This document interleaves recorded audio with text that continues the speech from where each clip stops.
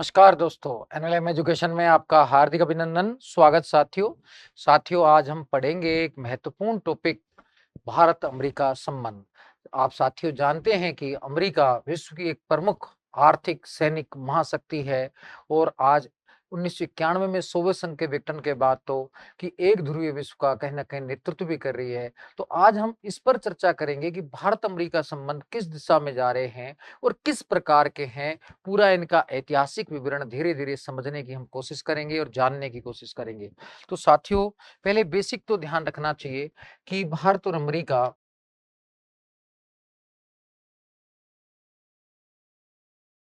विश्व की 2 प्रमुख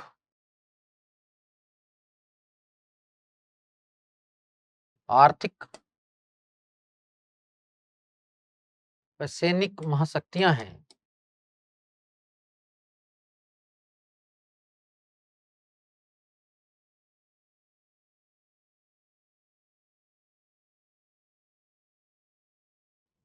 जहाँ भारत क्षेत्रीय शक्ति है, तो कहीं न कहीं वो अमेरिका वैश्विक महाशक्ति अमेरिका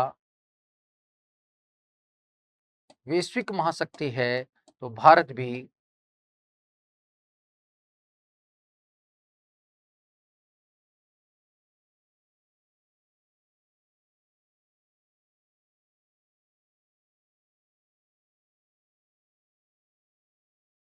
एशिया की प्रमुख महाशक्ति है।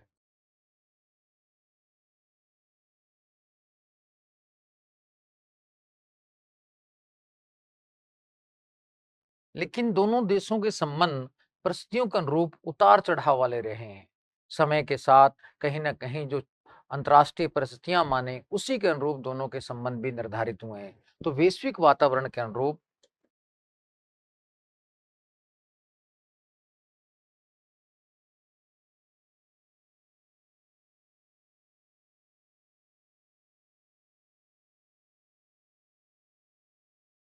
दोनों देशों के संबंध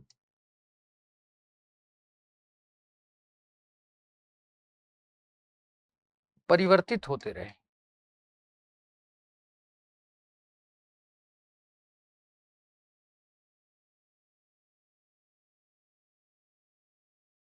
हम सुविधा की दृष्टि से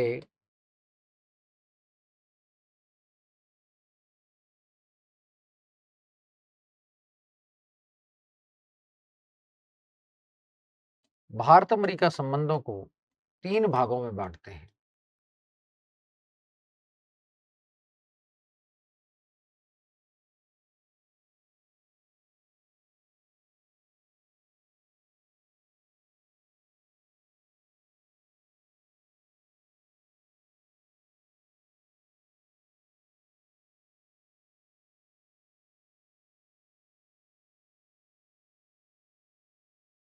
पहला देखते हैं साथियों, मधुर काल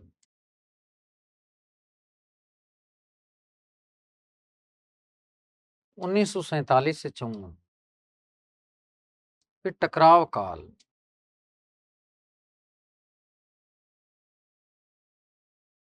55 से 90। फिर संवाद से रणनीतिक भागीदारी काल, संवाद से रणनीतिक भागीदारी काल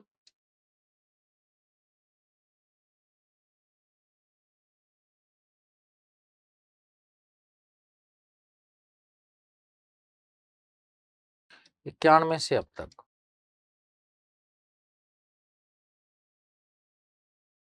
तो सुविधा की दृष्टि से मैंने 3 भागों में बाँटा। आप इन 3 स्ट्रक्चर के आधार पर आप भी वर्गीकृत करके आसानी से भारत-अमेरिका संबंधों को समझ सकते हैं मेरे दोस्तों। भारत-अमेरिका संबंध बहुत ही सरल हैं, आपको टिपिकल नहीं लगेंगे अगर आप क्लासिफाइड करके पढ़ेंगे और वास्तव में आपको कठिनाई का सामना तब करना पड़ता है जब हम उसको जटिल बना देते हैं। आप सरलता के साथ देखें, इसको दोनों दृष्टिकोण के साथ देखें। ये जो मैंने आपको बताया ये ऐतिहासिक दृष्टिकोण है, जबकि आप व्यवहारिक ऐतिहासिक दृष्टि से सहयोग द्वंद के क्षेत्र के रूप में भी मैं आपको बताऊंगा। तो आप दोनों अप्रोच से इसका अध्ययन कर सकते हैं, लेकिन पहले सरलता की दृष्टि से हम ऐतिहासिक दृष्टिकोण को समझते हैं, क्योंकि ऐतिहासिक दृष्टिकोण समझ आ गया तो फिर हमें कहीं भी व्यवहारिक दृष्टिकोण से समझने में परेशानी नहीं होती, यानी कि हमें सहयोग द्वंद के क्षेत्र का अध्ययन करने में परेशानी नहीं होगी। तो जब आते हैं साथियों भारत अमेरिका संबंध मधुर काल।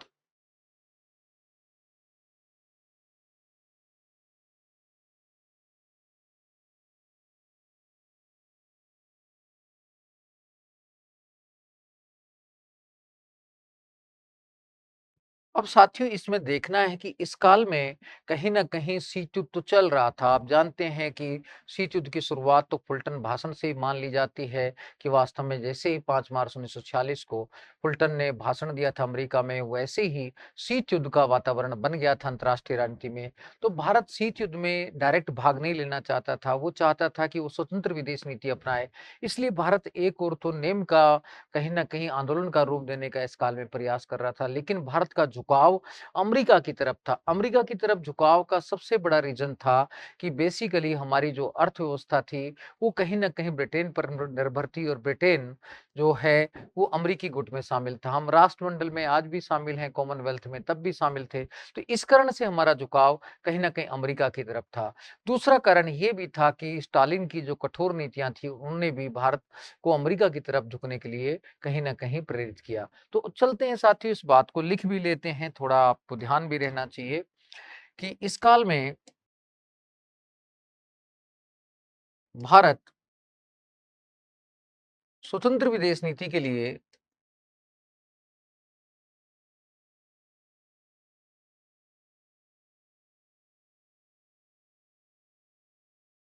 एक ओर तो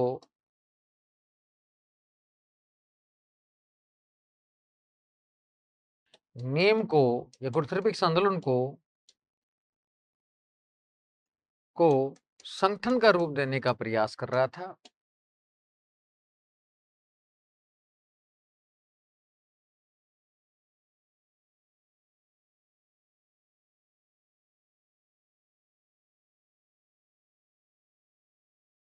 लेकिन भारत का झुकाव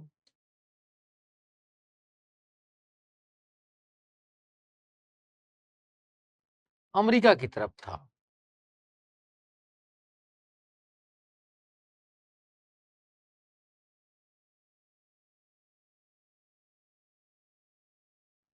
जिसके निम्न कारण थे।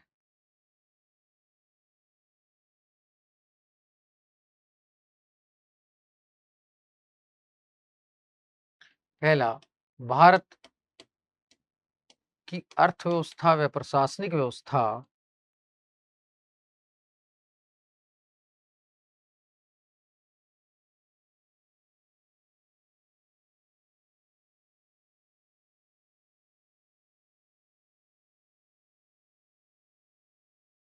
ब्रिटिश पर आधारित थी।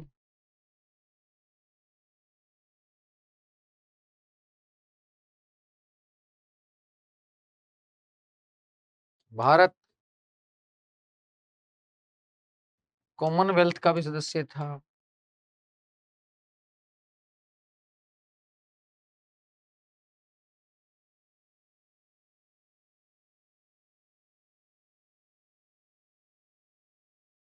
इस कारण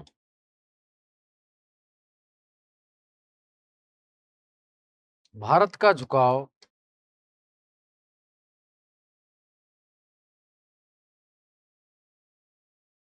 अमेरिका की तरफ था,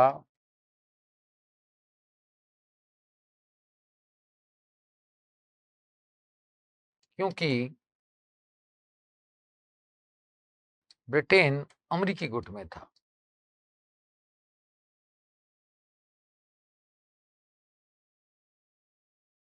अमेरिकी ब्रिटेन के ही प्रधानमंत्री चर्चिल ने ही फुल्टन भाषण दिया था, जिसका कहीं ना कहीं शीत युद्ध का उद्भव का केंद्र माना जाता है, जिसमें कहा गया था कि एंग्लो अमेरिकन गठबंधन की जरूरत है। तो वास्तव में भारत का झुकाव एक कारण ये था कि ब्रिटेन की तरफ था, तो ब्रिटेन अमेरिकी गुट में था। तो इस कारण से भारत अमेरिका संबंध इस काल में मधुर रहे। दूसरा कारण था स्टालिन की कठोर नीति। स्टालिन जो सोवियत संघ के नेता थे, वो कठोर नीति अपनाते थे। वो नेहरू जी से मिलने से भी उन्होंने मना कर दिया था, क्योंकि पहले साम्यवाद अपनाया, फिर भारत में मैं आपसे बात करूँगा। तो इस कारण से भी भारत अमेरिका की तरफ झुकता चला गया। इस काल की घटना क्या है? घटना भी एक महत्वपूर्ण घटना है, वो ध्यान रखना है कि नेहरू जी ने कि कहीं न कहीं जो अमेरिकी संसद को संबोधित किया था 13 अक्टूबर 1949 को, तो नेहरू जी ने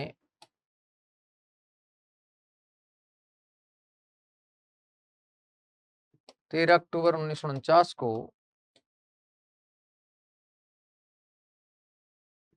अमेरिकी संसद को भी संबोधित किया था।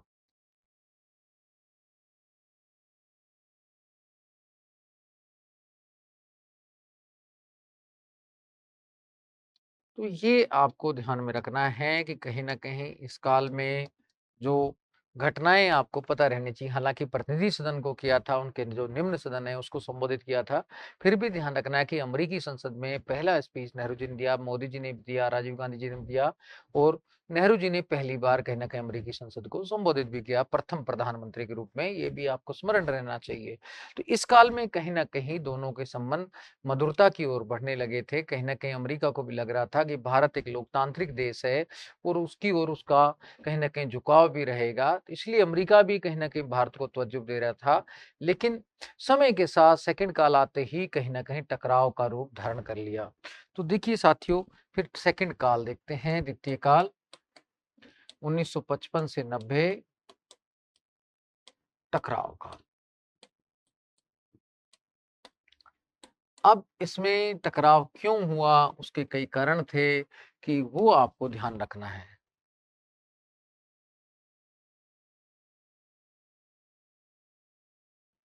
भारत अमेरिका संबंधों में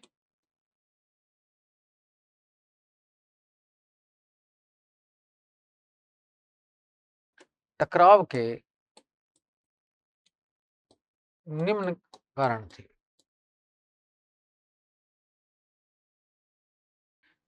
अब साथियों ध्यान से सुनना है। पहला कारण तो ये था कि जो पाकिस्तान था, अमेरिका के 2 सैनिक संगठनों सीटो और सेंटो में शामिल हो गया। उसके बाद अमेरिका ने एक पक्षीय पाक समर्थक नीति अपनाना शुरू कर दिया। कश्मीर का मुद्दा हो या भारत-पाक का 1965 का युद्ध मुद्दा हो या 71 के युद्ध का मुद्दा हो, तो उसने पाकिस्तान का ही साथ दिया। दूसरा बड़ा रीज़न था कि भारत ने गुटनिरपेक्ष नीति गुटनिरपेक्ष को आंदोलन का रूप दे दिया, तो आंदोलन का दे दिया, तो भारत नेम का नेता बन गया। अमेरिका को गुटनिरपेक्ष नीति ही पसंद नहीं थी। वो तो चाहता था मेरे गुट में शामिल हो, ना कि गुटनिरपेक्ष नीति या गुटनिरपेक्ष आंदोलन को बढ़ावा मिले। दूसरा रीज़न ये था।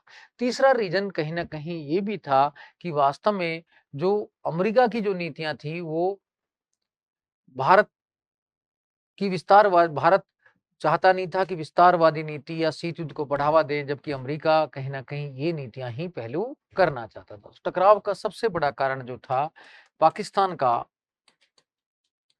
पाक का सीटो 1954 में बना था, सेंटो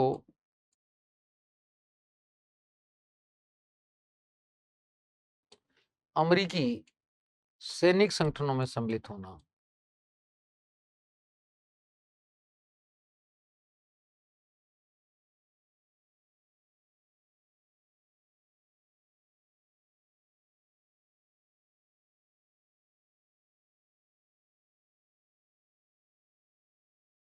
इसके बाद अमेरिका ने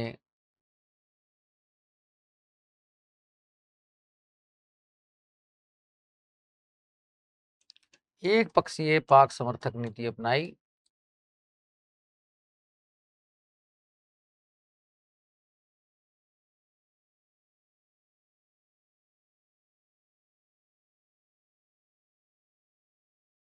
और कश्मीर हो या भारत-पाक युद्ध हो,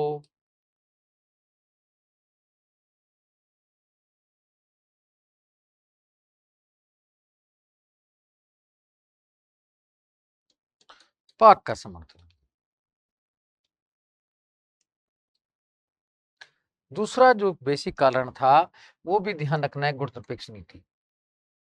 अमेरिका भारत की गुटनिरपेक्ष नीति से सहमत नहीं था।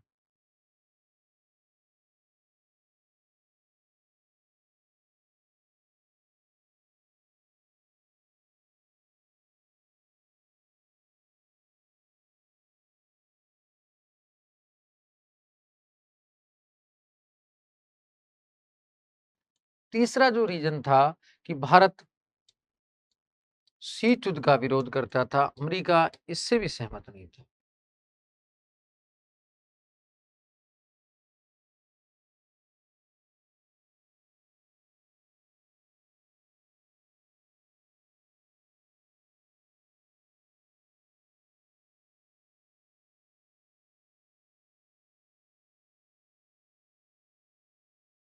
अमेरिका तो चाहता था बस शीत युद्ध का विरोध ना करो, उसके गुट में शामिल हो जाओ। तो ये रीजन तो थे कहीं न कहीं भारत अमेरिका संबंधों में टकराव लाने के। लेकिन ये टकराव कम नहीं हुए, 71 में और अधिक बढ़ गए जब भारत को सोवियत संघ के साथ रक्षा मैत्री संधि करनी पड़ी।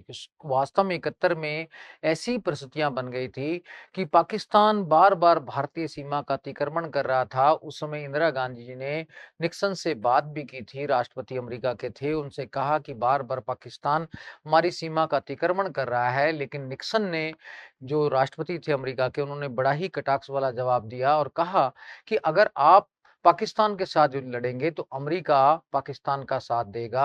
तो बेसिकली ऐसी स्थिति में इंदिरा गांधी जी के सामने विकल्प यही बचा कि वो सोवियत संघ के साथ रक्षा मैत्री संधि करें। तो 71 में भारत ने सोवियत संघ के साथ रक्षा मैत्री संधि की। इसके बाद भारत अमेरिका संबंधों में और अधिक कटुता आ गई। तो देखते हैं साथियों ये भी लाइन कि 1971 में भारत सोवियत संघ रक्षा मैत्री के बाद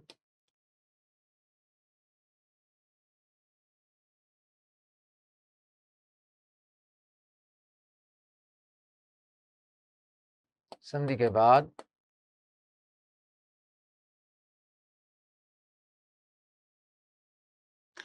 भारत अमेरिका संबंधों में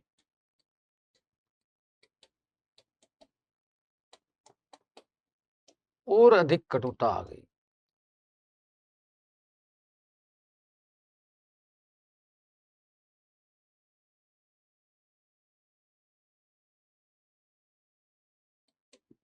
1971 के भारत पाक युद्ध के दौरान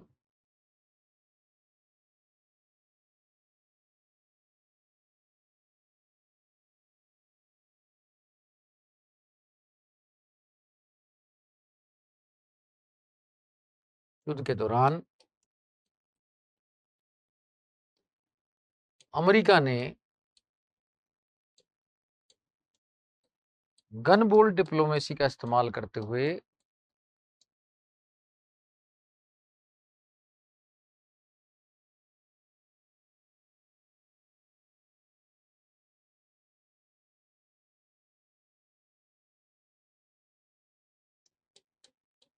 भारत को डराने के लिए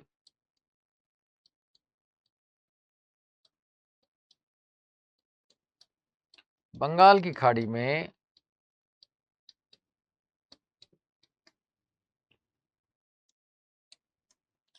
अपना 7वां नौसैनिक बेड़ा भेजा।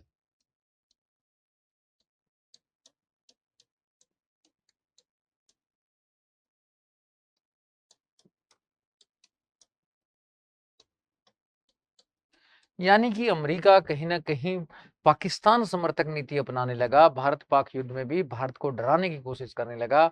तो वास्तव में भारत सोवियत संघ रक्षा मैत्री के बाद तो अमेरिका और अधिक कटु बन गया। फिर नव शीत युद्ध ने इसको और अधिक कटुता प्रदान की, क्योंकि आप जानते हैं साथियों कि वास्तव में 1966 में सोवियत संघ चीन सीमा मतभेद बनने लगे थे। सीमा मतभेद बनने के बाद कि जो चीन था, साम्यवादी चीन था, वो अमेरिकी गुट में शामिल हो गया। उसी के साथ कहीं न कहीं नव शीत युद्ध की शुरुआत भी हो गई और नव शीत युद्ध में बेसिकली अमेरिका, चीन, पाकिस्तान तीनों मिलकर कहीं न कहीं भारत का विरोध करने लगे। तो वास्तव में नव शीत युद्ध काल में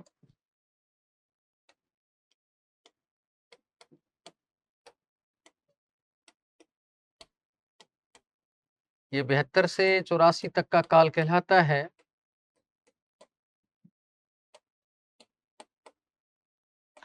अमेरिका, चीन और पाकिस्तान का त्रिकोण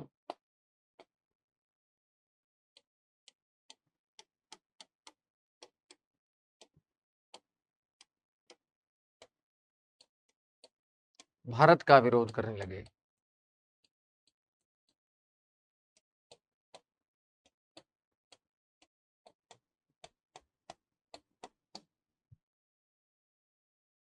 दिसंबर 79 में सोवियत संघ ने जब अफगानिस्तान में हस्तक्षेप किया,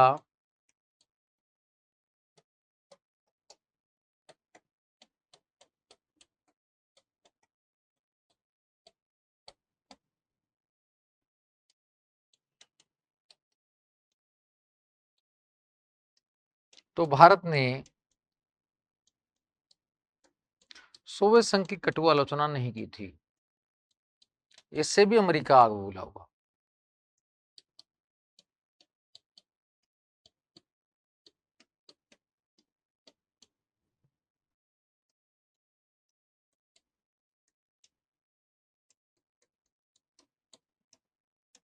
जिसके कारण भी अमेरिका नाराज। तो अमेरिका हर मुद्दे पर कहीं ना कहीं भारत के विपरीत नीति अपनाता गया और नाराज होता गया। तो बेसिकली इस काल में देखा जाए, भारत अमेरिका के संबंध टकराव भरे थे। एक दो घटनाओं को छोड़कर जहां पर सहयोग हुआ, तो सहयोग वाली भी दो घटनाएं इस टकराव काल में दिखा बता देता हूं। टकराव काल में कुछ सहयोग, क्या सहयोग हुआ था वो भी ध्यान रख लीजिए। एक तो जब चीन ने आक्रमण किया था, तब अमेरिका ने चीन की आलोचना की थी। 1962 के भारत चीन युद्ध के समय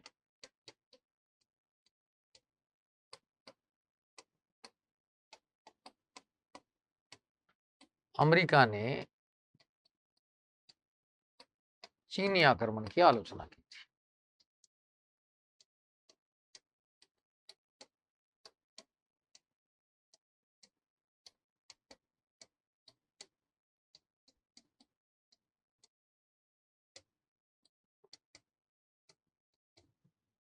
दूसरा देखा जाए, जो मेन इंपॉर्टेंट चीज है वो भी मैं बता देता हूं। 1966 में दोनों के देशों के मध्य PL 480 समझौता हुआ था।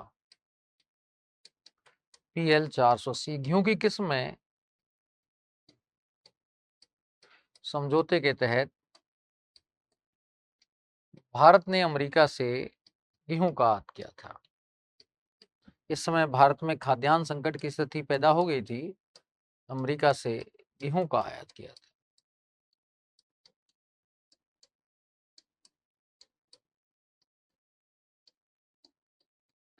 तो ये वास्तव में दो सकारात्मक छोटे छोटे बिंदु जरूर इस टकराव काल में दिखाई देते हैं, अन्यथा दोनों के मध्य संघर्ष ही अधिक देखने को मिलता है। अब साथियों, हम देखते हैं एक तीसरा काल जो है 91 से अब तक संवाद से रणनीतिक भागीदारी वाला काल। अब हम उस पर चर्चा करते हैं। थर्ड काल है संवाद से रणनीतिक भागीदारी वाला काल।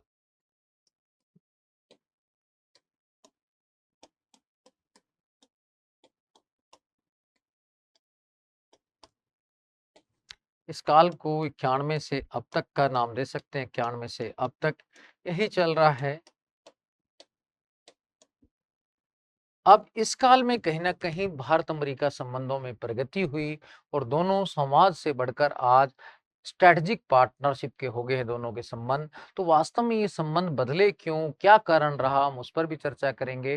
वास्तव में भारत के तो दृष्टिकोण अमेरिका के प्रति इसलिए बदला कि सोवियत संघ के विघटन के बाद कि अमेरिका ही एक महाशक्ति बचा है, एक ध्रुवीय विश्व का निर्माण हुआ, और दूसरा भारत ने LPG भी अपनाया था, तो वैश्विक उसके अनुरूप। तो दो नीतियां तो भारत का कहीं ना कहीं झुकाव का कारण स्पष्ट होता है, लेकिन अमेरिका क्यों भारत के प्रति सकारात्मक दृष्टिकोण रख रहा है आज, तो उस पर जरूर हमें ध्यान रखना जरूरी है। तो देखते हैं साथियों, इस पर भी चर्चा करते हैं।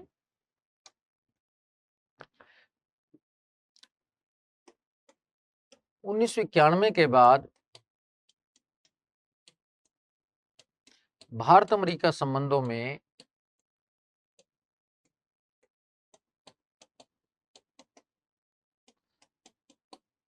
आधारभूत परिवर्तन आया।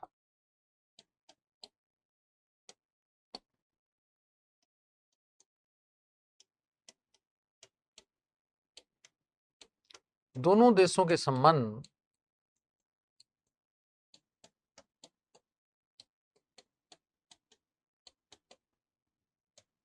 संवाद से बढ़कर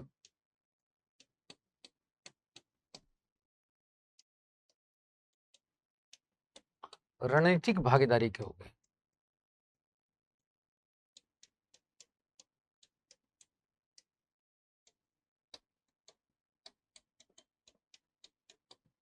इन संबंधों में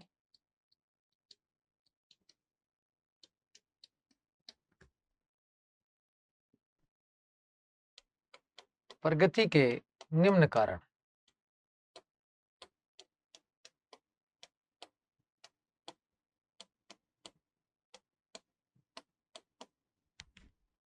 पहला देखते हैं, भारत का क्यों झुकाव हुआ।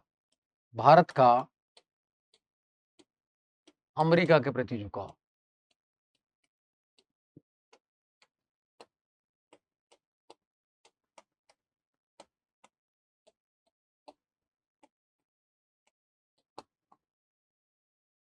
पहला कारण क्या है कि वास्तव में सोवियत संघ के विघटन के बाद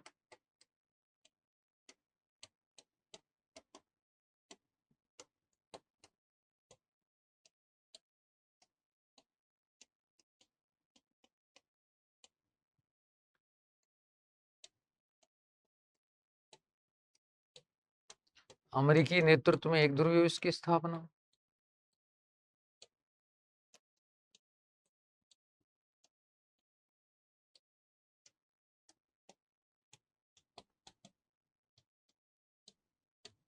दूसरा कारण क्या है, 1991 में भारत द्वारा निजीकरण, उदारीकरण, वैश्वीकरण अपनाना।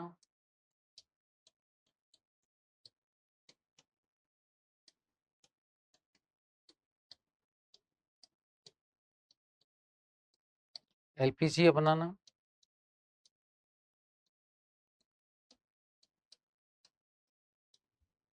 ये दोनों बेसिक जो रीजन है वो आपको समझ आए होंगे कि बेसिकली ये कारण है कि कहीं ना कहीं भारत जो झुकाव दिया अमेरिका की तरफ, विशेष ध्यान दिया कि अब मुझे अमेरिका के साथ संबंध बनाने हैं। जैसा कि आपको ध्यान है कि भारत ने आसियान के साथ संबंध बढ़ाने के लिए लुक फॉर ईस्ट नीति चलाई, इसराइल के साथ संबंध बनाने के लिए लुक फॉर वेस्ट पॉलिसी चलाई, इसलिए भारत ने अमेरिका के साथ भी संबंधों को बढ़ाने पर विशेष बल दिया। अब देखते हैं साथियों कि अमेरिका का झुकाव का क्या कारण है, उस पर भी हम चर्चा करते हैं। अमेरिका के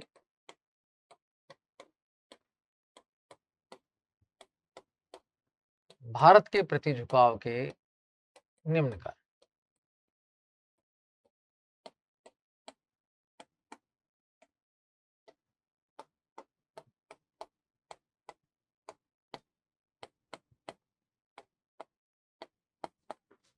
अब क्या क्या कारण है, पहला कारण देखते हैं साथियों, सबसे बड़ा, ठीक है, सबसे एक बड़ा कारण तो है कहीं ना कहीं कि भारत में भी लोकतंत्र है।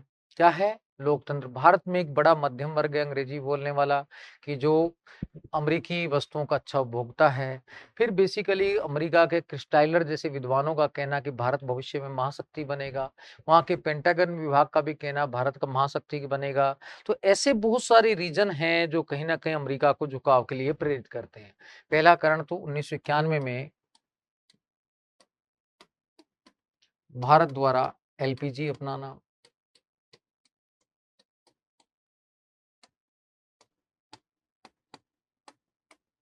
दूसरा कारण बेसिकली जो है वो है कि सोवियत संघ के विघटन के बाद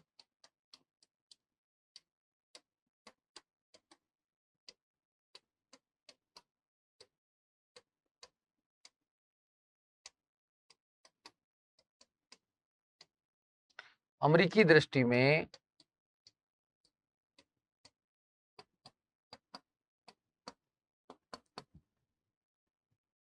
अमेरिकी दृष्टि में पाकिस्तान का भौगोलिक महत्व कम होना।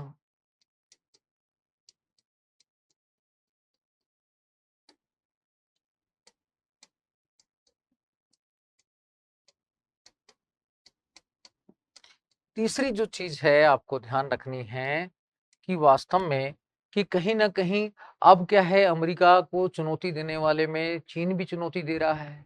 चीन भी कहीं न कहीं अपनी विस्तारवादी नीति अपना रहा है, तो वास्तव में चीन भी अमेरिका के सामने एक समस्या पैदा कर रहा है। जैसे माइक पोम्पियो अमेरिका के विदेश मंत्री ने कहा भी है कि चीन भी एक्जिस्टेंशियल थ्रेट है, वही अस्तित्व के लिए संकट पैदा कर सकता है अमेरिका के लिए। इसलिए चीन को संतुलित करने के लिए भारत को अमेरिका महत्वपूर्ण मानता है। ये बात आपको ध्यान में रखनी चाहिए। तो साथियों बेसिकली क्या है कि वर्तमान में चीन भी अमेरिका को चुनौती दे रहा है।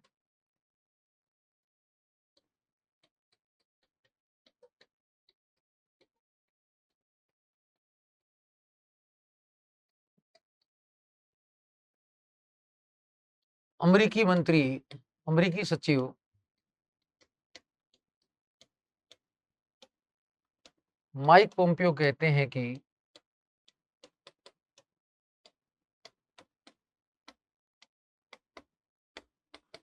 चीन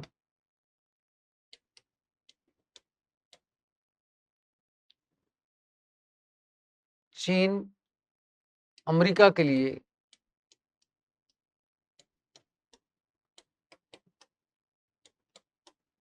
अस्तित्वमूलक संकट पैदा कर सकता है।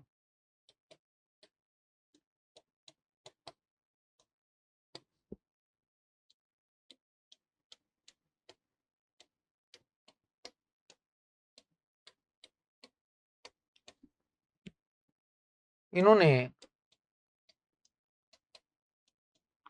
चतुर्भुज सुरक्षा संवाद को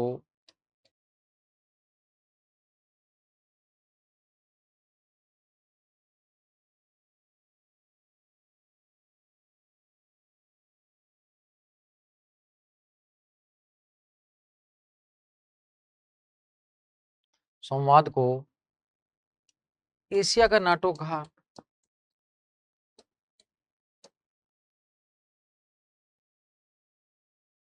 एशिया का नाटो कहा।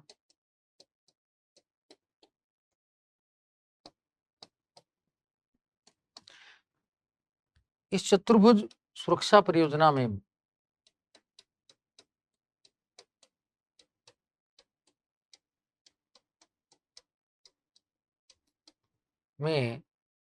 अमेरिका, जापान, ऑस्ट्रेलिया के साथ भारत भी शामिल है।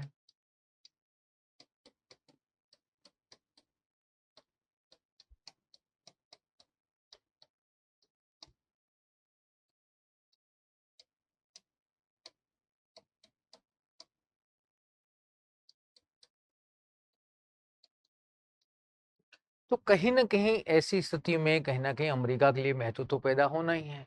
तो वास्तव में चीन की शक्ति को संतुलित करने के लिए आज अमेरिका भारत को महत्वपूर्ण मानता है। कुल मिलाकर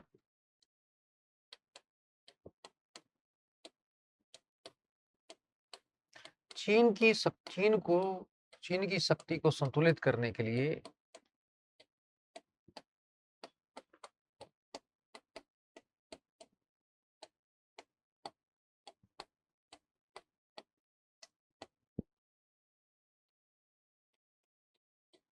अमेरिका भारत को महत्वपूर्ण मानता है।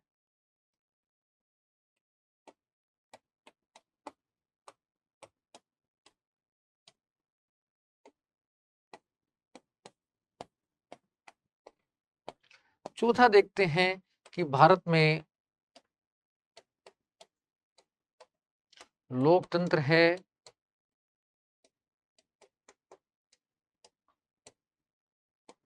पांचवा देखते हैं भारत में एक बड़ा मध्यम वर्ग अंग्रेजी बोलने वाला है।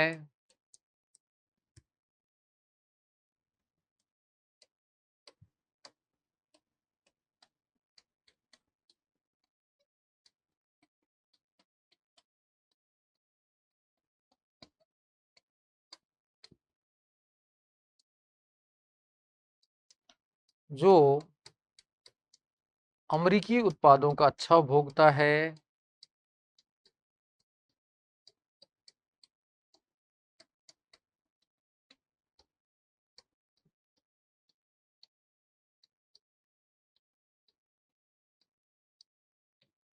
ये बेसिक रीजन तो हैं। आगे देखते हैं, अमेरिका के पेंटागन विभाग के अनुसार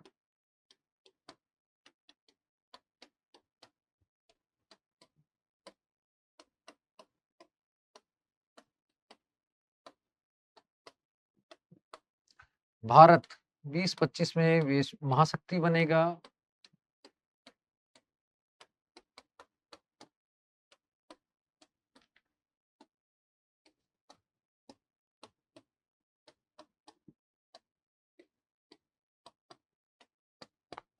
आगे देखें साथियों, तो क्रिस्टाइलर प्रस्ताव भी रखा था। अमेरिकी विद्वान जो लोग वो कहते हैं, विद्वान और सांसदों का, नेताओं का दृष्टिकोण क्या है, वो क्रिस्टाइलर प्रस्ताव 97-96 से स्पष्ट होता है। क्रिस्टाइलर प्रस्ताव में बेसिकली अमेरिकी संसद में क्रिस्टाइलर ने रखा था और इसमें कहा गया था कि आज भारत अमेरिका को प्रत्येक क्षेत्र में संयुक्त संयुक्त संयुक्त ज्वाइंट रिलेशन बनाने चाहिए।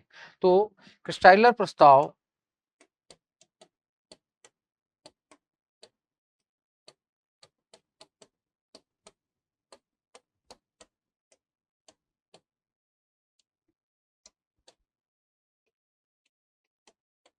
कहा गया कि अमेरिका को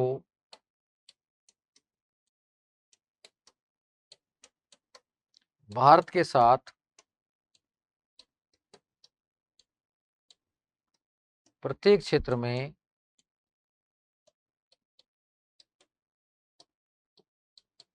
संयुक्त संयुक्त संयुक्त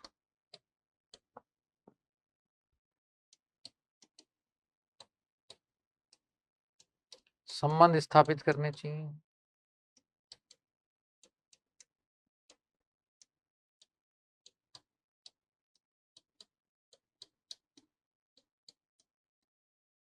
ये भी आपको ध्यान में रखना है कि वास्तव में क्रिस्टाइलर प्रस्ताव यानी कि वहां के विद्वानों का दृष्टिकोण भी स्पष्ट रहता है।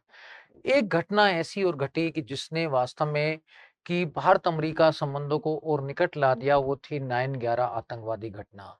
अमेरिका के WTC वर्ल्ड ट्रेड सेंटर पर जब 11 सितंबर को आतंकवादी हमला हुआ तो अमेरिका को स्पष्ट हो गया, समझ आ गया कि आतंकवाद का कोई देश नहीं होता, कोई मजहब नहीं होता और ये कोई राष्ट्रीय आंदोलन नहीं है, राष्ट्रवाद नहीं है।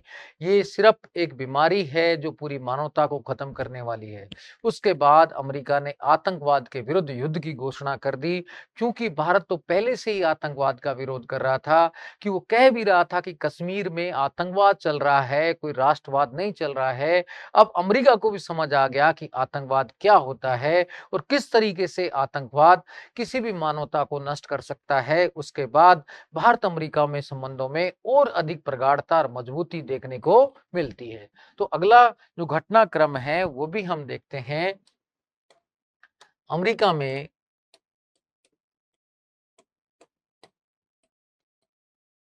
2001 में WTC वर्ल्ड ट्रेड सेंटर में 9/11 आतंकवादी घटना के बाद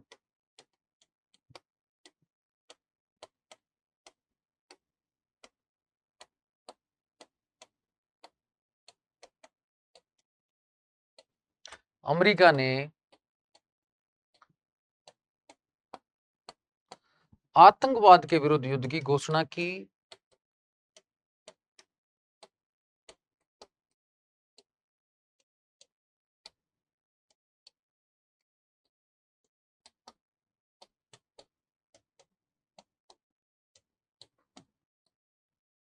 इसके बाद भारत अमेरिका संबंधों में और अधिक प्रगाढ़ता आई, क्योंकि भारत आतंकवाद से लंबे समय से पीड़ित था। तो अमेरिका को अब समझ आ गया कि भारत का दर्द सही है और कहीं ना कहीं भारत सही कहता है, और पाकिस्तान एक आतंकवाद है, क्योंकि इसके तार पाकिस्तान और तालिबान से जुड़े हुए थे। इसके बाद अमेरिका ने ऑपरेशन एंड्यूरिंग चलाकर तालिबान पर अटैक भी किया, और तालिबान के पाकिस्तान के साथ संबंध है, ये ऑपरेशन जेरोनिमो से स्पष्ट भी हो गए। तो वास्तव में इसके बाद भारत अमेरिका संबंधों में प्रगाढ़ता आई।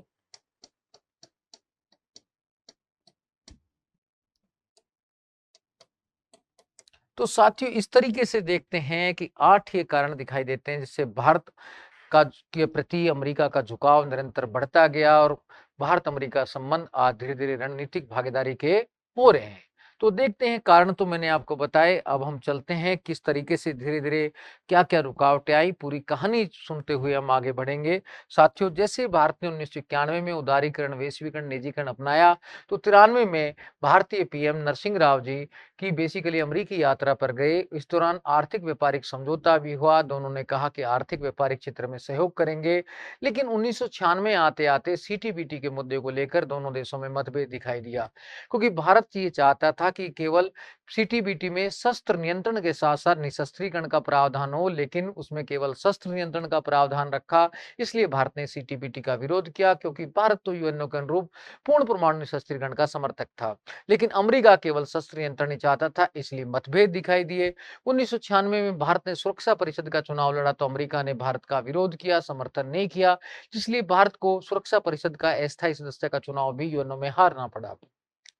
इसी संदर्भ में वास्तव में हमारे तत्कालीन प्रधानमंत्री देवगौड़ा जी ने कहा था कि भारत ने आज यूएनओ के प्रति अपना ऋण चुका दिया है। तो इससे कहीं न कहीं भारत अमेरिका संबंध तनावपूर्ण होने लगे थे, कुछ टकराव की स्थिति नहीं, तो वास्तव में कहीं न कहीं दूरी की स्थिति में जाने वाली स्थिति कह सकते हैं।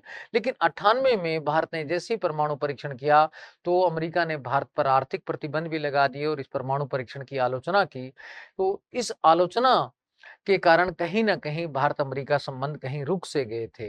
लेकिन साथियों इन आर्थिक प्रतिबंधों से नुकसान अधिक अमेरिका को ही होने वाला था, क्योंकि अमेरिका ही अधिक भारत को निर्यात करता था। तो इसलिए 1 वर्ष बाद ही गिलमिल और बिल बेक संशोधन अधिनियम पारित करके अमेरिका ने इन आर्थिक प्रतिबंधों को हटा दिया और कहीं न कहीं भारत ने नई परमाणु नीति की घोषणा की, तो अमेरिका उससे कुछ प्रशंसा भी अमेरिका ने की और कुछ न कहीं अमेरिका को प्रसन्नता भी हुई कि भारत अ, नई परमाणु नीति में जो है एक सुरक्षित लोकतांत्रिक दृष्टिकोण रखना चाहता है। तो अगस्त 99 में हमारे यहाँ जो नई परमाणु नीति बनी थी उसमें हमने कहा था नो फर्स्ट यूज, हम किसी पर पहले परमाणु आक्रमण नहीं करेंगे।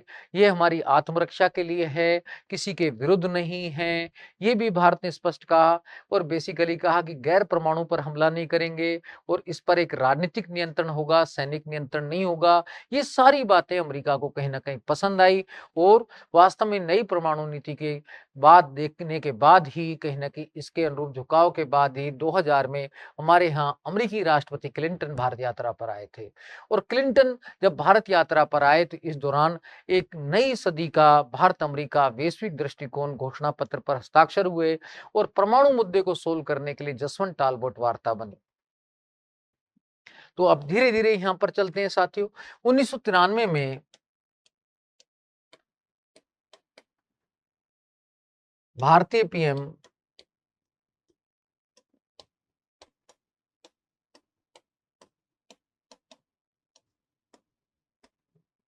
नरसिंह राव की अमेरिका यात्रा के दौरान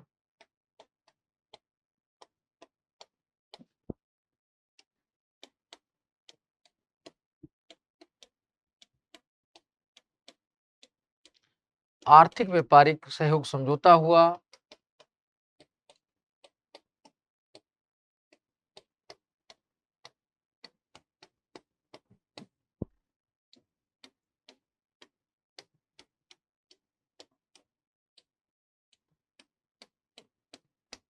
उन्नीस सौ 96 में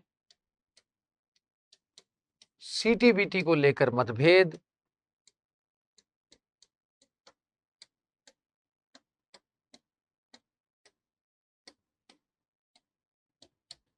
अमेरिका ने 1996 में अमेरिका ने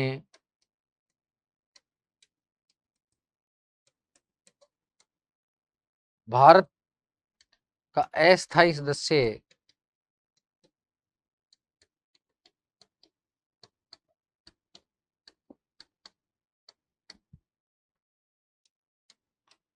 का समर्थन नहीं किया,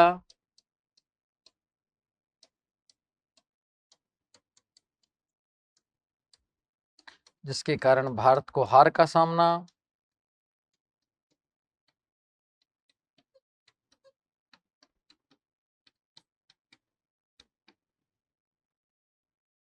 हार का सामना करना। आगे देखते हैं साथियों कि बेसिकली कि भारत ने इसके बाद 98 में कहीं न कहीं शक्ति 98 परमाणु परीक्षण किया था। उसका बड़ा रीज़न था कि वास्तव में हमारे यहाँ चारों तरफ से परमाणु भय भी उत्पन्न होने लगा था। चीन के पास तो परमाणु शक्ति संपन्न चीन तो पहले से ही था। इसके बाद चीन ने पाकिस्तान को भी कहीं न कहीं परमाणु तकनीक दे दी थी, तो ऐसा हमारे पास सूचना मिली थी कि वास्तव में पाकिस्तान भी अपने परमाणु कार्यक्रम का विस्तार कर रहा है। ऐसी स्थिति में भारत को शक्ति 98 के नाम से 5 परमाणु परीक्षण कहीं न कहीं हमें करना पड़ा, जिसे कहते हैं पोखरण सेकंड के नाम से भी जानते हैं, शक्ति 98 के से भी जानते हैं। 1998 में भारत को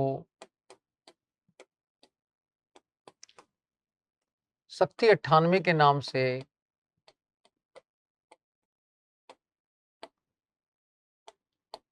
5 परमाणु परीक्षण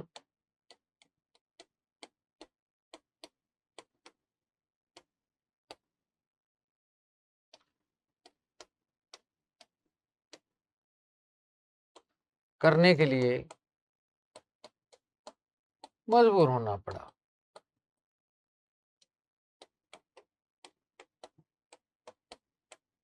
क्योंकि भारत के चारों ओर क्योंकि भारत को एशिया में परमाणु भय दिखने लगा था।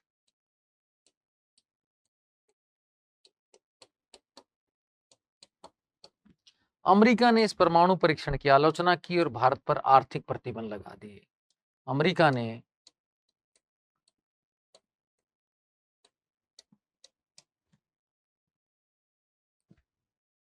इस परमाणु परीक्षण की आलोचना की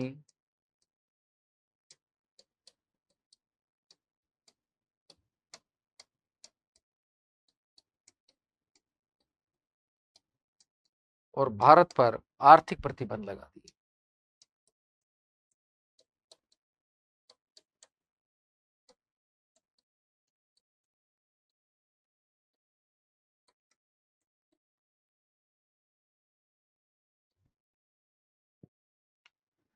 लेकिन 1999 में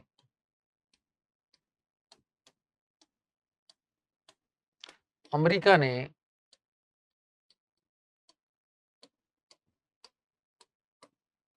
गिलमिन और बिल बैक संशोधन नियम पारित कर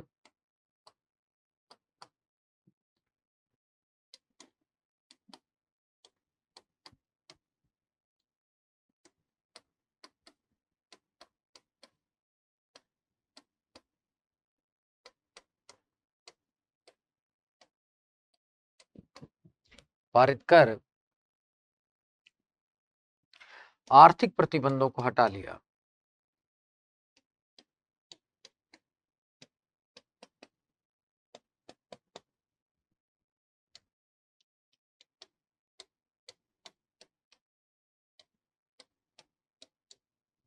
आर्थिक प्रतिबंधों को हटा लिया। फिर उसके बाद साथियों 2000 में अमेरिकी राष्ट्रपति क्लिंटन भारत यात्रा पर आए।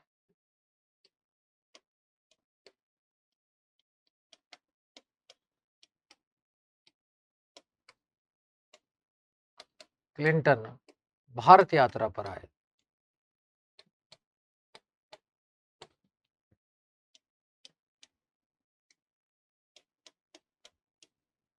इस दौरान दोनों देशों ने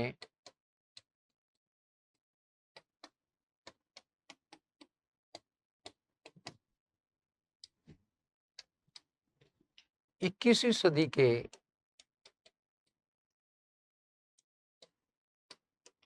नए वैश्विक दृष्टिकोण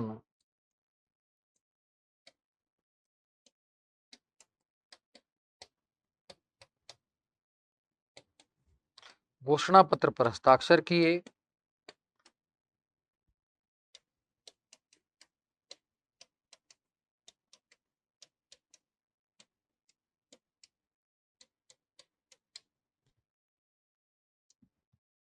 और परमाणु मुद्दे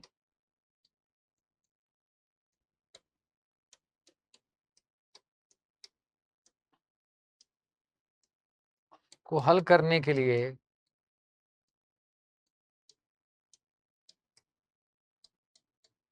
जसवंत टालबोट वार्ता का गठन किया।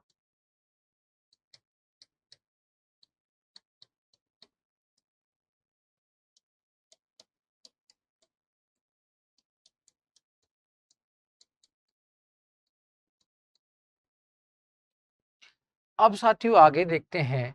2003 में भी अटल जी ने 2003 में अटल जी ने अमेरिकन अमेरिका में एक भाषण में कहा कि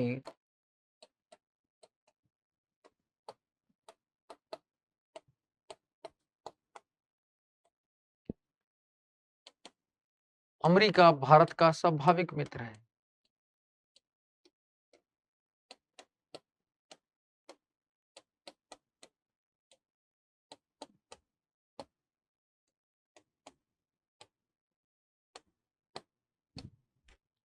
भारत अमेरिका का स्वाभाविक मित्र है।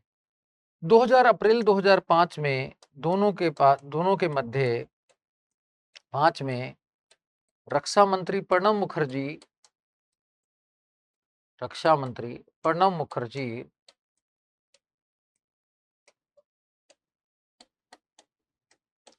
अमेरिकी यात्रा पर गए थे।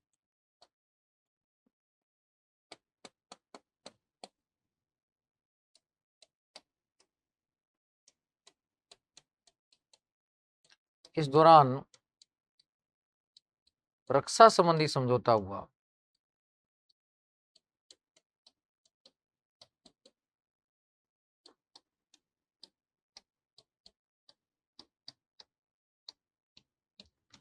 साथियों इसके बाद अमेरिका संबंध भारत अमेरिका संबंध एक नई दिशा की ओर बढ़े जब सिविल परमाणु सहयोग संबंधी समझौता हुआ।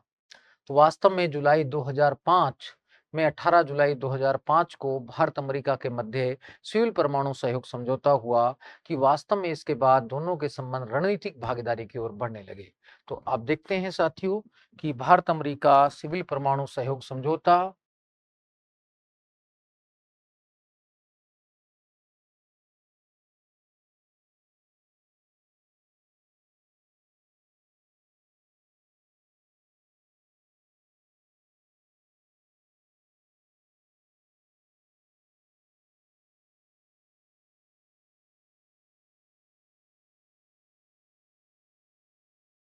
और रणनीतिक भागीदारी।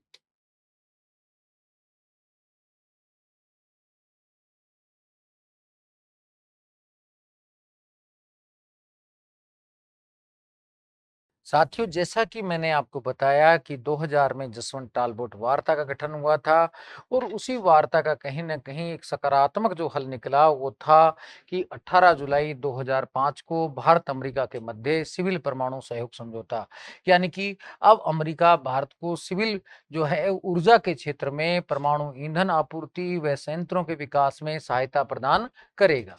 तो साथियों बेसिकली ये समझौता जो हुआ सिविल परमाणु सहयोग समझौता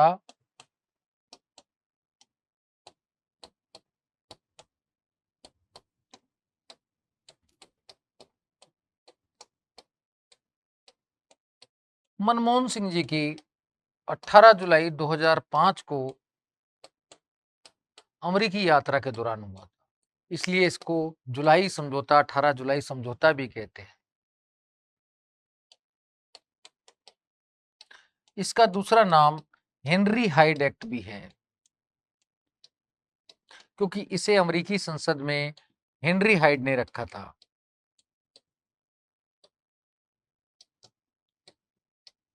तीसरा नाम इसका 123 समझौता भी है क्योंकि अमेरिकी राष्ट्रपति 123 धारा के तहत अन्य राष्ट्रों को परमाणु ईंधन की आपूर्ति करता है।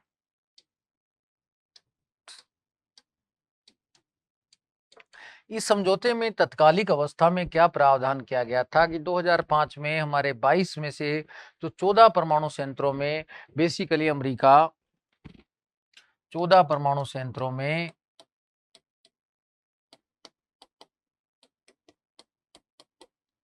अमेरिका परमाणु ईंधन की आपूर्ति करेगा।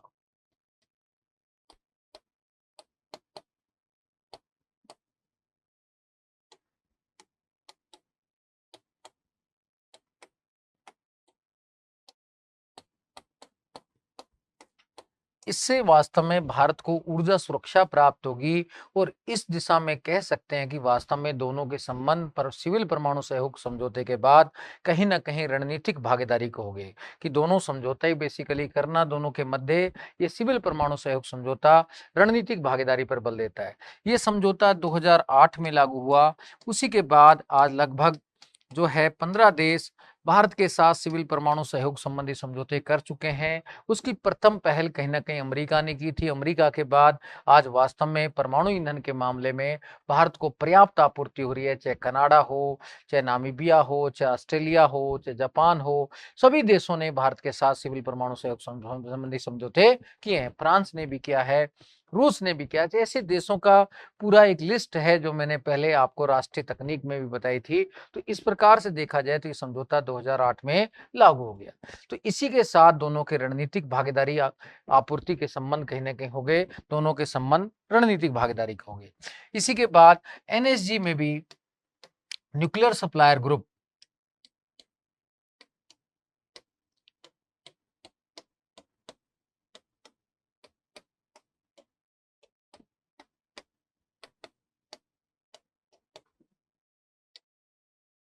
अमेरिका भारत का समर्थन करने लगा।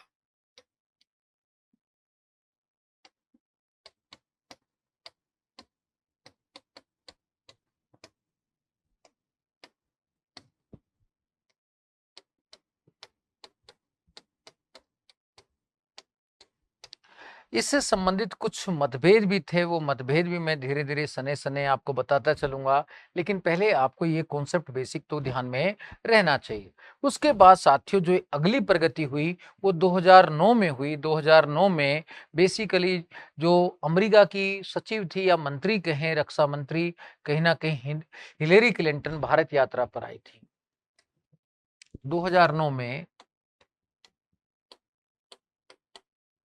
अमेरिकी रक्षा मंत्री या सचिव, महासचिव कहते हैं,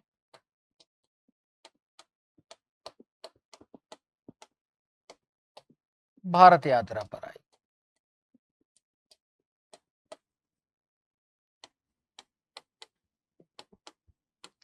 इस दौरान रक्षा क्षेत्र में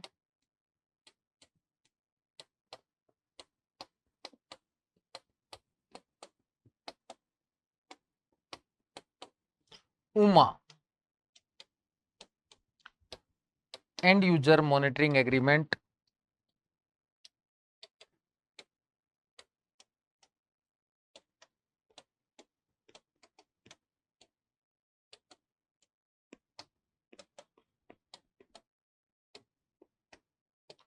एग्रीमेंट समझौता हुआ।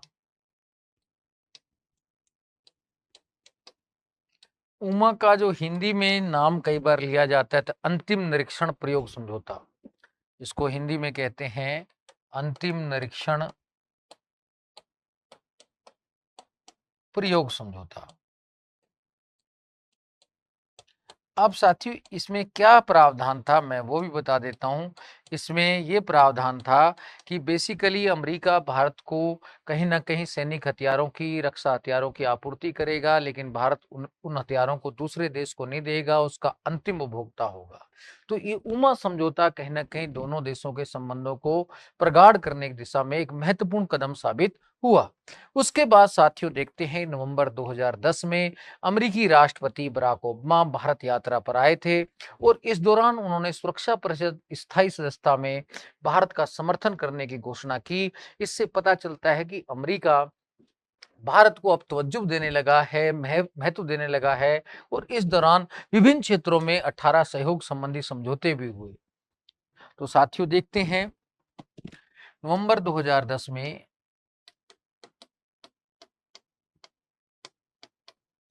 अमेरिकी राष्ट्रपति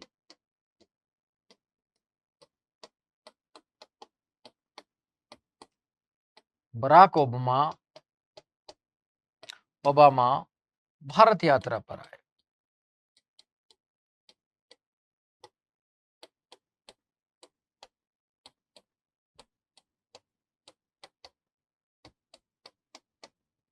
इस दौरान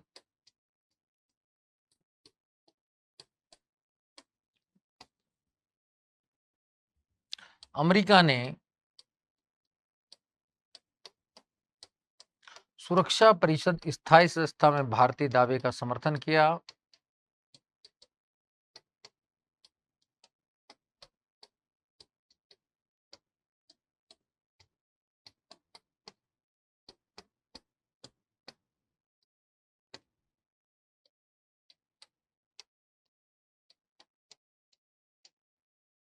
समर्थन किया।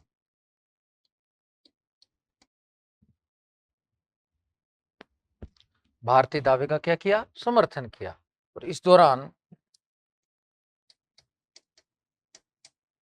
18 सहयोग संबंधी समझौते हुए। विभिन्न क्षेत्रों में सहयोग संबंधी समझौते हुए, रक्षा तकनीक के साथ साथ अपना अंतरिक्ष क्षेत्र में 18 सहयोग संबंधी, शिक्षा, ऐसे बहुत सारे सहयोग संबंधी समझौते हुए।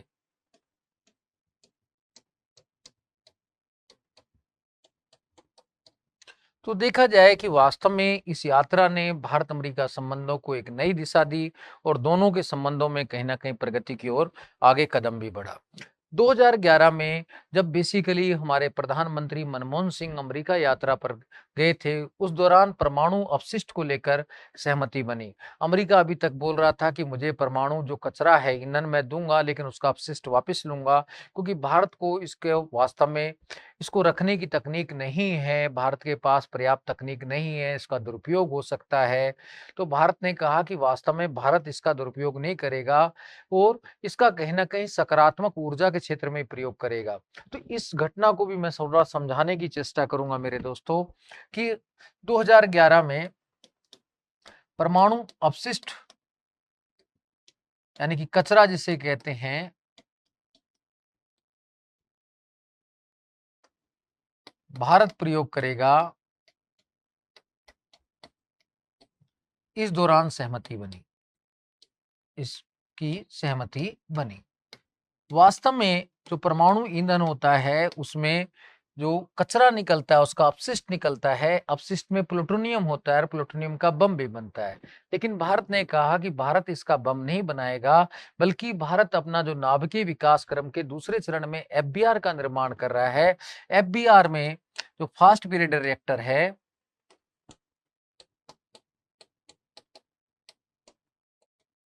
ब्रेडर रिएक्टर में ये भी बेसिकली परमाणु संयंत्र का नया रूप है। यूरोप से कहीं न कहीं फ्रांस से प्रभावित है। फास्ट ब्रेडर रिएक्टर में ईंधन के रूप में प्लूटोनियम का प्रयोग करेगा। तो इस दौरान कहीं न कहीं अमेरिका सहमत हुआ कि वास्तव में भारत इसका दुरुपयोग नहीं करेगा। तो ये भी एक कहीं न कहीं अमेरिका का विश्वास भारत के प्रति बढ़ता दिखाई देता है और दोनों के संबंधों को प्रगाढ़ता की दिशा में आगे बढ़ाता है कि वास्तव में दोनों छोटे-छोटे मुद्दों को भी आसानी से हल कर लेते हैं। इसके बाद साथियों क्या है, 2013 में देवयानी खोबरगड़े वास्तव में एक अधिकारी थी जो बेसिकली अमेरिका में स्थित भारतीय राजदूत दूतावास में नौकरी करती थी। उसकी गिरफ्तारी को लेकर कहीं न कहीं दोनों देशों में कुछ मतभेद उभरे, लेकिन इतने अधिक नहीं कि वास्तव में बहुत अधिक तनावपूर्ण हो जाएँ, लेकिन फिर भी थोड़ा संबंधों में खटास भी आई। तो उसकी भी चर्चा हम कर लेते हैं। 2013 में अमेरिका स्थित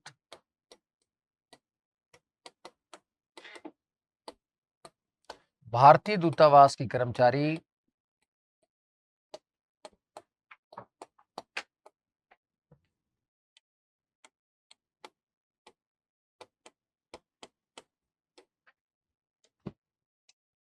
देवयानी खोबरगड़े के मुद्दे पर देवयानी खोबरगड़े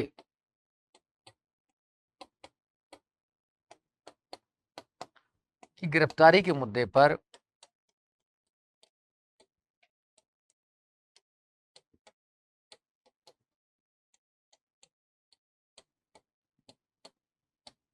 दोनों देशों के संबंधों में कुछ तनाव आया।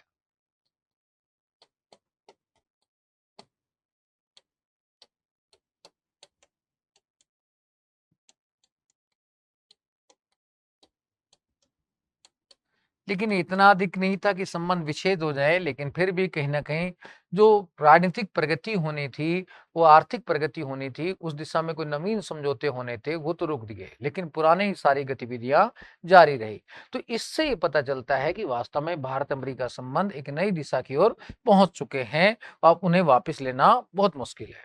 अब आगे चलते हैं मोदी जी का काल। आप जानते हैं कि मोदी जी 2014 में प्रधानमंत्री बने। मोदी जी और भारत-अमेरिका संबंध।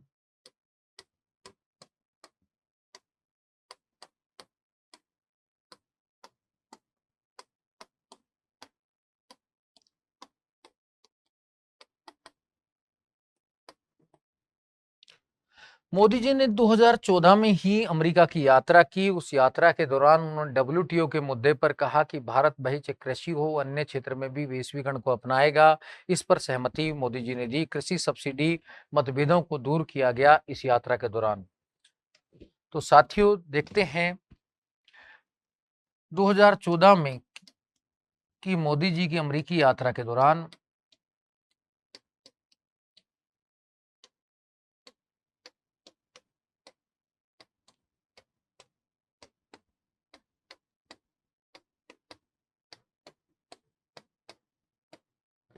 कृषि सब्सिडी संबंधी मुद्दों को दूर किया गया।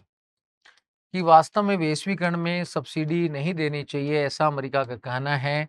तो भारत ने भी कहा कि भारत विशेष परिस्थिति में कृषि सब्सिडी को प्रोवाइड करेगा।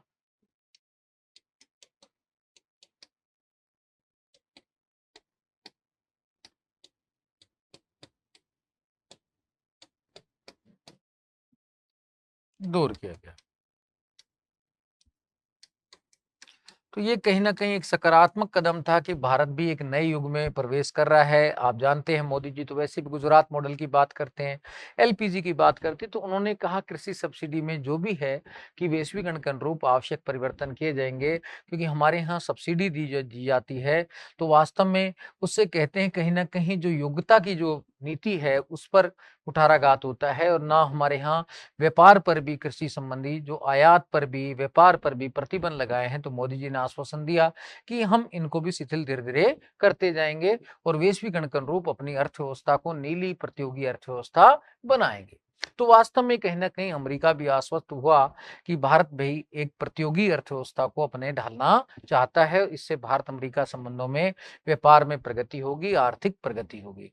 उसके बाद साथियों, देखते हैं कि बेसिकली 2015 में कि बराक ओबामा जी फिर पुनः भारत यात्रा पर आए थे और इस दौरान रक्षा फ्रेमवर्क जो अनुबंध समझौता था उसका नवीनीकरण किया गया। तो बेसिकली वो आपको ध्यान रखना चाहिए। तो देखते हैं 2015 में अमेरिकी राष्ट्रपति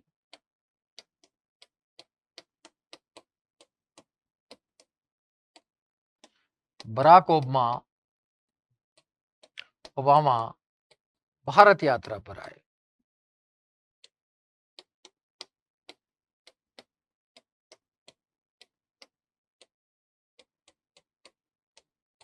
इस दौरान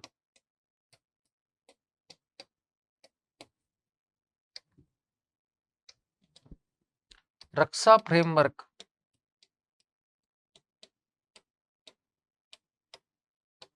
समझौते का नवीनीकरण किया गया।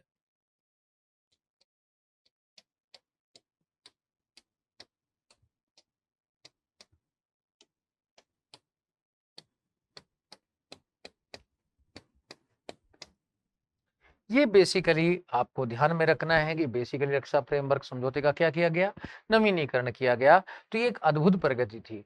फिर कहीं न कहीं जो परमाणु नाभिकीय उत्तरदायित्व कानून था, उसके संदर्भ में कहीं न कहीं बीमा को लेकर जो मतभेद बने हुए थे, उनको भी मोदी और ओबामा ने अपने समझौते के माध्यम से दूर किया गया। नागरिक परमाणु उत्तराधिकार अधिनियम, परमाणु उत्तरदायित्व कानून, रेस्पॉन्सिबिलिटी, यानी कि कोई भी परमाणु दुर्घटना हो तो उसमें कौन भाई बीमा करेगा।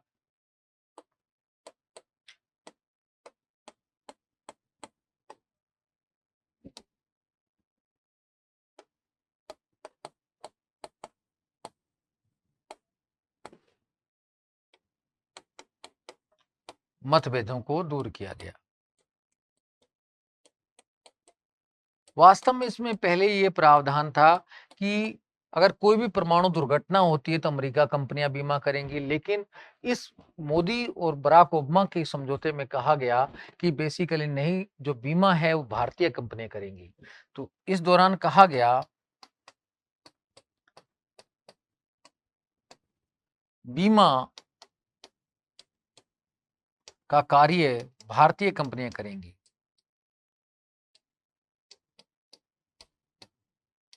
कहीं ना कहीं अमेरिका इस बीमे से बचना भी चाहता था, 1500 करोड़ का मामला था, कंपनियां करेंगी। तो कहीं ना कहीं इससे जो भी बाधाएं छोटी मोटी आ रही थी उनको दूर किया गया, ताकि वास्तव में ईंधन की आपूर्ति पर्याप्त मात्रा में हो सके और भारत अमेरिका जो परमाणु समझौता है या वो अधिक से अधिक उच्च स्तर लेवल पर क्रियान्वित हो सके और वास्तव में भारत में जो परमाणु जो संयंत्र हैं उनका विकास हो सके। अमेरिका जो है बेसिकली काकरापार, जेतपुर, राजस्थान जो है रावत भाटा, काकरापार, जेतपुर, रावत भाटा, यहाँ पर रावत भाटा, यहाँ पर परमाणु संयंत्रों का विकास भी कर रहा है। तो वास्तव में इस तेजी में, इस कार्यों में तेजी आ सके, इसलिए कहीं ना कहीं जो उत्तरदायित्व कानून था 2010, इसमें कहीं ना कहीं जो प्रावधान था कि बीमा उसी को करना होगा जो ईंधन आपूर्ति करेगा, उसकी जिम्मेदारी है। तो इसमें संशोधन करके कहा गया कि भारतीय कंपनियां ये बीमा का कार्य करेंगी, लेकिन अमेरिका फिर निगरानी का कार्य नहीं करेगा, निगरानी का कार्य IAEA करेगी और वास्तव में निगरानी का कार्य IAEA करती है। तो ये छोटे मोटे जो मतभेद थे परमाणु ईंधन आपूर्ति, परमाणु संयंत्रों के विकास में, उनको मोदी जी ने दूर किया और कहीं ना कहीं भारत अमेरिका संबंधों को और मधुर बनाने का प्रयास किया। उसके साथियों बेसिकली जो है वो भी आगे ध्यान रखते हैं कि और क्या क्या नए परिवर्तन हुए 2016 में। दोनों देशों के मध्य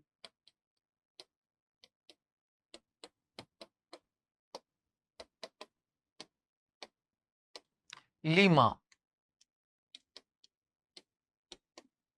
लॉजिस्टिक एक्सचेंज मेमोरेंडम एग्रीमेंट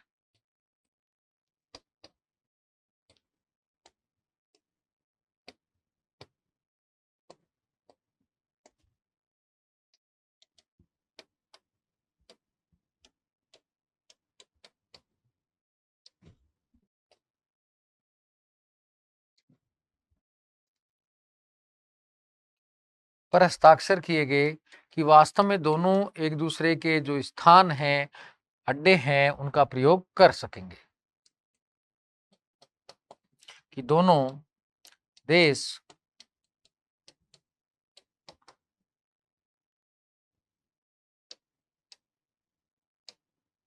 एक दूसरे के बंदरगाह,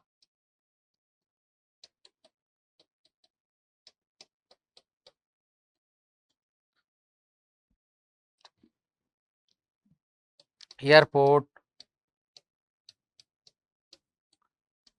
प्रशिक्षण स्थल आदि का प्रयोग कर सकेंगे। कहीं ना कहीं इसमें ये बात भी छिपी है कि दोनों एक दूसरे के सैनिक अड्डों का भी प्रयोग कर सकेंगे। इसका अगला रूप यही होने वाला है, तो ये भी आपको ध्यान में रखना है। इसके अलावा देखा जाए साथियों कि जो है और भी बहुत सारे समझौते हुए हैं, तो जो कहीं ना कहीं रणनीतिक भागीदारी पर आधारित हैं, उनका मैं धीरे धीरे नाम बताना आपको चाहूंगा। पहला तो है defence trade technology initiative, defence DTI, defence trade technology initiative.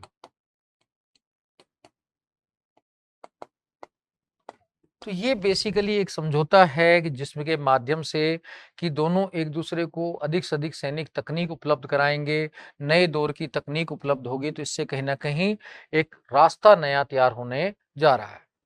फिर बेसिकली क्या है, एक समझौता कोमे कासा हुआ, कोमा कासा समझौता भी इम्पोर्टेंट है तो ये कम्युनिकेशन के क्षेत्र में एक दूसरे को रक्षा संबंधी सूचना प्रदान करेंगे। तो communication and information on security memorandum of agreement, इसका पूरा नाम है communication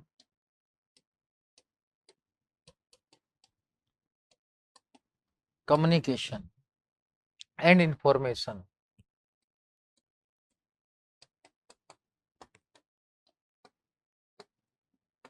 communication and information of on security memorandum agreement, on security of agreement,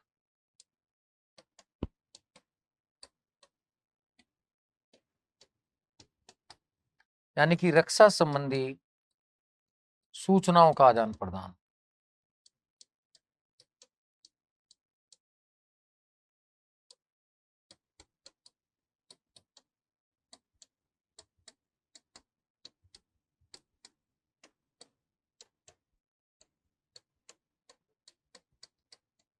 इस तरीके के समझौते कहीं ना कहीं दोनों दिशा में एक आधारभूत परिवर्तन लाने का कार्य करते हैं और कहीं ना कहीं दोनों देशों में मजबूती भी आती है।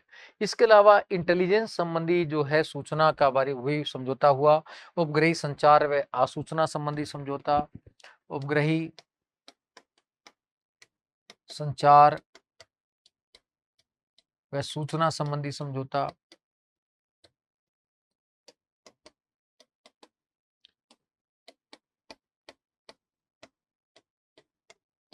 इससे भी कहीं ना कहीं दोनों जो अमेरिकी उपग्रह होंगे, भारत के संदर्भ में कोई आतंकवादी घटना के बारे में सूचना है, जो भी गुप्त सूचना है वो भी कहीं ना कहीं देगा। BECA बोलते हैं इसको।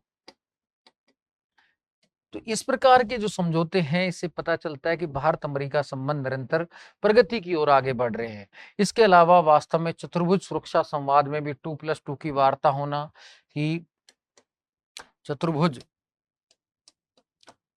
क्वाड्रियल जो सिक्योरिटी डायलॉग है,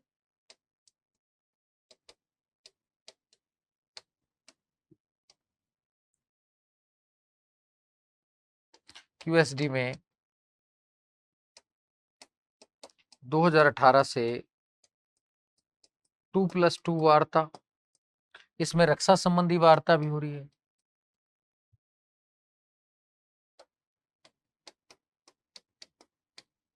तो ये कहीं ना कहीं सारी बातें सिद्ध करती हैं कि आज अमेरिका भारत को बहुत ही महत्वपूर्ण मानता है और प्रत्येक क्षेत्र में सहयोग करना चाहता है, कि वास्तव में इसे एशियाई नाटो कहता है, चतुर्भुज सुरक्षा संवाद को।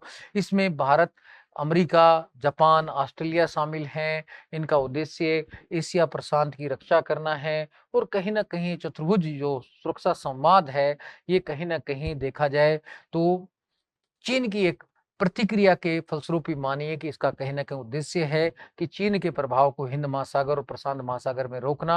और इसे माइक पोम्पियो जो अमेरिका के विदेश मंत्री थे, उन्होंने तो बेसिकली अमेरिका के मंत्री जी ने कहा भी कि ये एक एशियाई नाटो है। क्या है? एशियाई नाटो। तो ये जो सारी बातें हैं आपको समझ आनी चाहिए कि वास्तव में देखा जाए तो आज भारत अमेरिका जो संबंध हैं, निरंतर प्रगति की ओर आगे बढ़ते जा रहे हैं। इसके बाद देखते हैं सितंबर 2019 में मोदी जी ने अमेरिका में हाउडी मोदी प्रोग्राम किया, जिसमें अमेरिका में रहने वाले समस्त भारतीयों को संबोधित किया। सितंबर 2019 में मोदी जी ने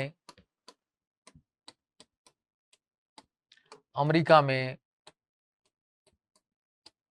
हाउडी मोदी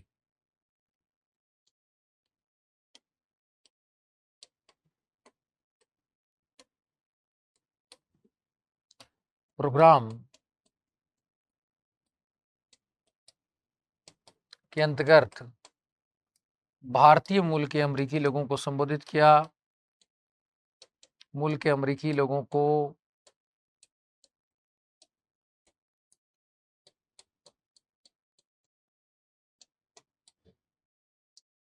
भारत से जोड़ने का प्रयास किया।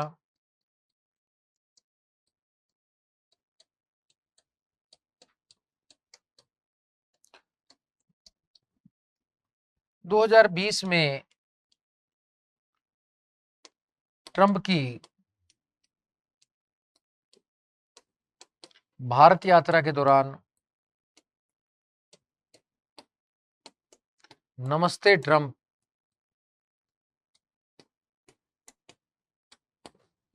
प्रोग्राम के माध्यम से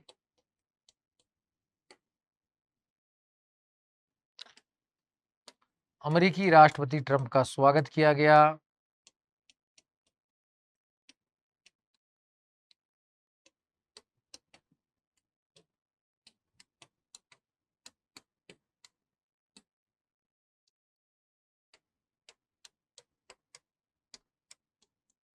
ये साथियों देखा जाए तो निरंतर कहीं न कहीं जो है प्रगति के दौर में संबंधों की जो है श्रृंखला चलती जा रही है, तो वास्तव में प्रगति की ओर दौर में है।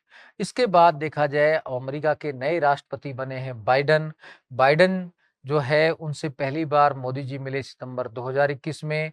इस दौरान भी सैन्य सामग्री के साझे प्रयोग पर सहमति बनी। तो सितंबर 2021 में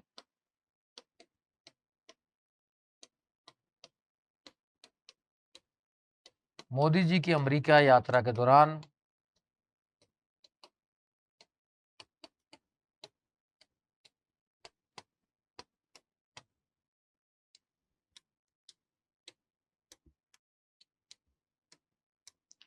सैन्य सामग्री के साझे प्रयोग पर सहमति बनी।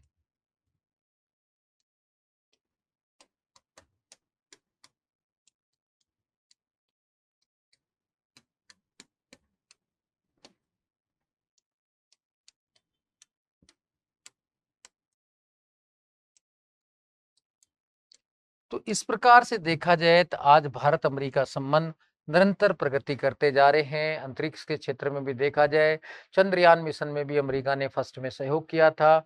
आज भी हम संचार, सूचना और अन्य क्षेत्रों में अमेरिका को महत्वपूर्ण मानते हैं। तो इस तरीके से देखा जाए आज प्रत्येक क्षेत्र में भारत अमेरिका संबंध प्रगति कर रहे हैं। शिक्षा, संस्कृति, पर्यटन में भी प्रगति कर रहे हैं। अब देखते हैं साथियों कि इन दोनों के देशों के मध्य सहयोग के क्षेत्र कौन-कौन से हैं, द्वंद्व के क्षेत्र। तो भारत अमेरिका के मध्य सहयोग के क्षेत्र।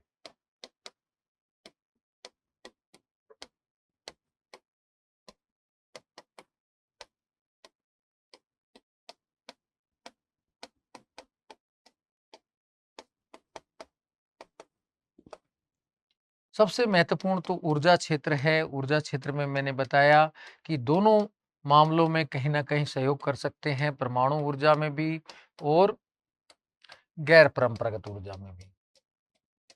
गैर परंपरागत पवन ऊर्जा, सौर ऊर्जा में अमेरिका काफ़ी आगे है, यहाँ पर भी दोनों सहयोग कर रहे हैं। तो दोनों मामलों में दोनों के संबंध बढ़ते जा रहे हैं।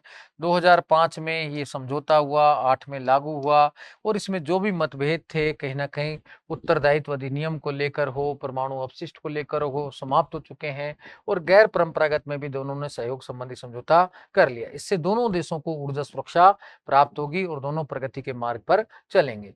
दूसरा महत्वपूर्ण जो सहयोग का क्षेत्र है, वह है अंतरिक्ष व सूचना तकनीक है। अंतरिक्ष व सूचना तकनीक में भी दोनों की सहयोग की संभावनाएँ असीम हैं। भारत आज स्वयं चंद्रयान और मार्स मिशन के बाद बेसिकली भारत भी जो है अंतरिक्ष क्षेत्र में एक महाशक्ति के रूप में उभर रहा है। तो आज दोनों आपस में सहयोग करके कहीं न कहीं छोटे उपग्रह भारत अंतरिक्ष में स्थापित करे और बड़े उपग्रह अमेरिका स्थापित करे, तो इससे दोनों देशों की संयुक्त नीति से दोनों को लाभ होगा। वैसे भी चंद्रयान फर्स्ट में अमेरिका ने सहयोग भी किया था और 2008 में ये छोड़ा गया था तब। तो इसमें M3 जो उपकरण था, ये बेसिकली हमने नासा से ही लिया था। तो इस तरीके से देखा जाए तो दोनों की सहयोग की संभावनाएं असीम हैं। तो अगर दोनों सहयोग करते हैं दिशा में तो दोनों को लाभ होगा और भारत चूंकि नेम का नेता भी है तो इस कारण भी भारत आसानी से विकासशील देशों तक इस मार्केट को पहुंचा सकता है और इसरो वास्तव में मार्केट के रूप में आज काम भी बहुत अच्छे से कर रहा है। तो दोनों का सहयोग कहीं न कहीं दोनों के लिए लाभकारी हो सकता है। आगे देखते हैं साथियों, अगला सहयोग का जो क्षेत्र है, वो है बेसिकली जो सबसे इम्पोर्टेंट क्षेत्र है रक्षा क्षेत्र में। रक्षा क्षेत्र में भी दोनों में अनेक समझौते हो चुके हैं, तो वो भी आपको ध्यान रखना है। ऊमा समझौता, रक्षा फ्रेमवर्क समझौता, फिर गुप्त सूचनाओं संबंधी समझौता, इंटेलिजेंस संबंधी समझौता, तो आसूचना संबंधी BEST ECA जो समझौता है वो भी कहीं न कहीं दोनों के बीच में उपग्रही संचार व आसूचना संबंधी समझौता, क्योंकि आज छद्म युग है। आतंकवाद के उन्मूलन में दोनों का सहयोग अपेक्षित है। इस दिशा में ये कहीं न कहीं महत्वपूर्ण काम कर सकता है, तो हमें इलेक्ट्रॉनिक युद्ध प्रणालियाँ भी अमेरिका से कहीं न कहीं सीधे प्राप्त हो सकती हैं, जो आज हम इज़राइल से प्राप्त कर रहे हैं। तो इस दिशा में भारत-अमेरिका संबंध प्रगति भी कर सकते हैं। अगला है आतंकवाद उन्मूलन में। आतंकवाद से आज देखा जाए, इस्लामिक आतंकवाद से दोनों ही पीड़ित हैं। आज दोनों का एक प्रमुख नारा है आतंकवाद उन्मूलन। इन्हीं के प्रयास से, दोनों देशों के संयुक्त प्रयासों से ही कहीं न कहीं 2011 में यूएनओ में आतंकवाद उन्मूलन संधि लाई गई थी।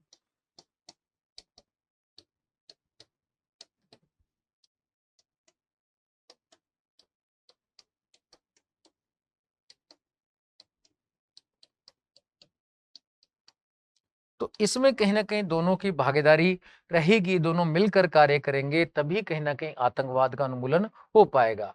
आज 9/11 घटना के बाद अमेरिका कहीं न कहीं आतंकवाद के विरुद्ध युद्ध की घोषणा भी कर चुका है, तो दोनों के बीच में ये असीम सहयोग की संभावना कहीं न कहीं दर्शाता है। इससे विश्वास भी पनपेगा और मानवीय जगत से आतंकवाद जैसी समस्याओं का निदान भी होगा। आगे साथियों देखते हैं कि अगला जो है, दोनों मिलकर जहाँ काम कर सकते हैं, वो है कि वैश्वीकरण में लाने में। तो वैश्वीकरण लोकतंत्र के संदर्भ में, तो वास्तव में दोनों वैश्वीकरण में विश्वास करते हैं, लोकतंत्र में विश्वास करते हैं। इस दिशा में भी दोनों में सहयोग की संभावना है कि पूरी दुनिया में गई सांझी शांति व्यवस्था स्थापित करने में दोनों महत्वपूर्ण भूमिका अदा कर सकते हैं। साझी शांति व्यवस्था स्थापित करने में दोनों की महत्वपूर्ण भूमिका हो सकती है, क्योंकि दोनों के दृष्टिकोण आज समान मिलते ही जा रहे हैं। तो इस प्रकार से देखा जाए कि शिक्षा, संस्कृति, पर्यटन में भी असीम संभावनाएं हैं।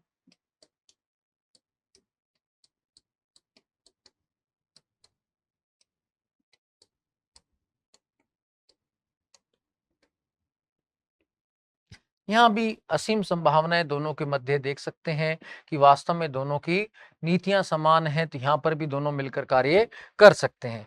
तो वास्तव में देखा जाए साथियों, हर जगह दोनों की भूमिका कहीं ना कहीं महत्वपूर्ण है। एक तरफ अमेरिका हाइपर पावर एकल महाशक्ति के रूप में कार्य कर रहा है, तो वहीं भारत भी कहीं ना कहीं नेम के नेता के रूप में, विकासशील देशों के नेता के रूप में कार्य कर रहा है। अगला देखें साथियों, तो कहीं ना कहीं एशियाई शक्ति संतुलन में भी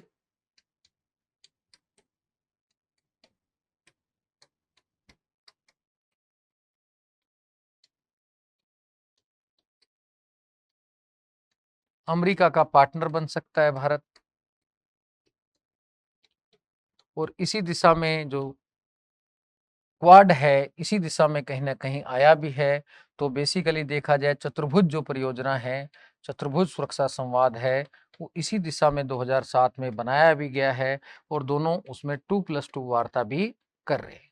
तो ये बेसिकली इस तरीके से देखा जाए तो दोनों के बीच में हर दिशा में सहयोग की संभावनाएं बढ़ती जा रही हैं। और द्वंद्व के क्षेत्र हैं तो बहुत कम है। तो जैसे कोई वैश्वीकरण के मुद्दे को लेकर है, या सबसे मेन तो एनपीटी सीटीबीटी के मुद्दे को लेकर है। लेकिन अब ये भी गहन नहीं रहा कि वास्तव में दोनों ने सिविल परमाणु सहयोग संबंधी समझौता कर लिया है। अगर विवाद के बिंदु देखें, दूसरा कुछ डब्ल्यूटीओ के मुद्दे पर है कि भारत सने सने विकास चाहता है, अमेरिका एकदम वैश्वीकरण चाहता है। तो यहाँ पर कुछ छोटा मोटा, फिर बेसिकली देखा जाए पर्यावरण संरक्षण के मुद्दे पर है, सतत विकास के मुद्दे पर भारत पर्यावरण संरक्षण चाहता है, अमेरिका कहीं ना कहीं सतत विकास के स्थान पर विकास पर ही बल देता है। यहाँ पर मतभेद के जो हैं, विवाद के बिंदु हैं, विवाद के क्षेत्र, ये छोटे-छोटे क्षेत्र हैं, जिन्हें वो वार्ता द्वारा आपस में हल भी कर सकते हैं। तो ऐसी कोई घटना नहीं है। फिर बेसिकली जैसे पेटेंट जैसे विवाद हैं, वो भी हल्दी का पेटेंट, बैंगन का पेटेंट, इसको लेकर कहीं न कहीं विवाद होते हैं छोटे-छोटे, तो उन्हें भी हल किया जा सकता है। देखा जाए तो दोनों के बीच में सहयोग के क्षेत्र अधिक हैं, विवाद के क्षेत्र जो थे वो धीरे-धीरे कम होते जा रहे हैं। एनपीटी सीटीबीटी का मुद्दा भी काफ़ी हद तक हल होता जा रहा है, क्योंकि सीटीबीटी पर कहीं न कहीं आज अमेरिका ही समर्थन नहीं करता। अमेरिका की सीनेट ने ही अस्वीकार कर दिया, तो सीटीबीटी का तो मुद्दा ही नहीं रहा। एनपीटी का मुद्दा बहुत पुराना हो गया है। डब्ल्यूटीओ में जो है तो भारत भी वैश्वीकरण को अपनाता है। मोदी जी की यात्रा के दौरान कृषि सब्सिडी को भी सहमति बनी है, लेकिन भारत चाहता है कि सने-सने प्रतिबंधों को हटाए। अमेरिका चाहता है कि एक बार ब्लू इकोनॉमी, भारत भी चाहता है ब्लू इकोनॉमी, प्रतियोगी अर्थव्यवस्था, लेकिन भारत सने-सने परिवर्तन करना चाहता है। तो यहाँ भी प्रक्रिया का ही मतभेद है। पर्यावरण संरक्षण सतत विकास में मतभेद है। भारत कहीं न कहीं चाहता है कि पर्यावरण संरक्षण सतत विकास की नीति अपनाई जाए। अमेरिका विकास की नीति अपनाता है। भारत सामाजिक वानिकी जैसे कार्यक्रम अपनाना चाहता है, तो अमेरिका सामाजिक वानिकी को नहीं अपनाना चाहता। तो ये मतभेद ज़रूर है, लेकिन इसको भी कहीं न कहीं समय के साथ, तकनीकी हस्तांतरण के साथ हल कर लिया जाएगा। पेटेंट को लेकर जो मतभेद हैं, वो भी कहीं न कहीं हल किए जा रहे हैं, वार्ता के माध्यम से, विवाद निपटान समिति के माध्यम से हल किए जा रहे हैं। और जहाँ तक है नियों की बात है, नई अंतर्राष्ट्रीय अर्थव्यवस्था की बात है, यहाँ पर भी मतभेद हैं, लेकिन वार्ता द्वारा उत्तर-दक्षिण संवाद और दक्षिण-दक्षिण संवाद इसमें दोनों ज़रूरी है। तो उत्तर-दक्षिण संवाद का जो इसको पहलू है, वो भारत-अमेरिका दोनों मिलकर इसमें कार्य कर सकते हैं। जहाँ तक है दक्षिण-दक्षिण संवाद है, तो 2 ही आधार हैं। भई नई अंतर्राष्ट्रीय अर्थव्यवस्था, समानता पर आधारित अंतर्राष्ट्रीय अर्थव्यवस्था, जिसमें विकासशील देशों के भी विकास हो सके, ऐसी अर्थव्यवस्था लाने के लिए 2 मार्ग बताए जाते हैं। एक उत्तर-दक्षिण संवाद, एक दक्षिण-दक्षिण संवाद। यहाँ उत्तर का मतलब विकसित देश है, दक्षिण का मतलब विकासशील देश है। चूंकि उत्तर का नेतृत्व अमेरिका करता है, दक्षिण का नेतृत्व भारत करता है, तो ये वाला जो है पहला प्रयास, इसमें दोनों मिलकर कार्य करें तो सफलता मिल सकती है, नियों की स्थापना में भी। तो कहीं ना कहीं देखा जाए तो दोनों के जो संबंध हैं वो काफी मजबूती की ओर आगे बढ़ सकते हैं और विश्व को, पूरे विश्व मानचित्र को एक नई दिशा दे सकते हैं। पूरे विश्व में मानवतावाद, विकास, शांति, समृद्धि और बेसिकली यूएनओ का लोकतांत्रिकरण जैसे जो वैश्विक मुद्दे हैं उनका मिलकर हल कर सकते हैं। तो इस प्रकार से देखते हैं साथियों कि भारत अमेरिका के मध्य सहयोग के क्षेत्र अधिक हैं, द्वंद्व के कम हैं। लेकिन छोटे-छोटे क्वेश्चन में और भी आपके सामने विचार करना चाहूंगा कि कुछ क्वेश्चन कई बार इस प्रकार से आता है कि भारत क्वेश्चन इस प्रकार से आता है कि अमेरिका चीन के बढ़ते संबंध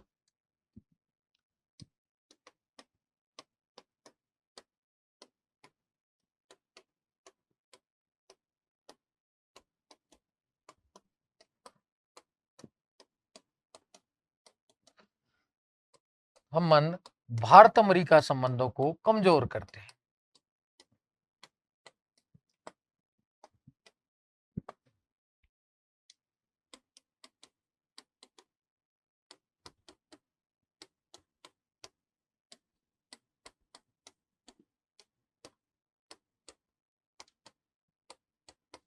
यानी कि वास्तव में ये क्वेश्चन ये कहता है कि आज अमेरिका और चीन के मध्य जो आर्थिक संबंध बढ़ रहे हैं, इससे कहीं भी अमेरिका भारत को तवज्जो नहीं देगा, वो चीन को तवज्जो देगा। इसका विश्लेषण करना है। देखो साथियों, इस क्वेश्चन का विश्लेषण करने से पहले मैं बता देता हूं, पहले हम विवेचना करते हैं अमेरिका चीन संबंध। अमेरिका जो चीन संबंध है, ये नो डाउट कि आर्थिक प्रगति कर रहे हैं। दोनों के आर्थिक व्यापारिक संबंध भारत की तुलना में अधिक है। अमेरिका चीन संबंध, ये बात सत्य है कि अमेरिका चीन आर्थिक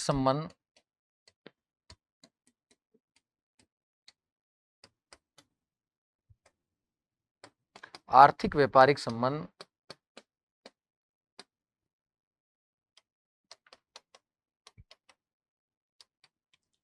भारत अमेरिका आर्थिक व्यापारिक संबंध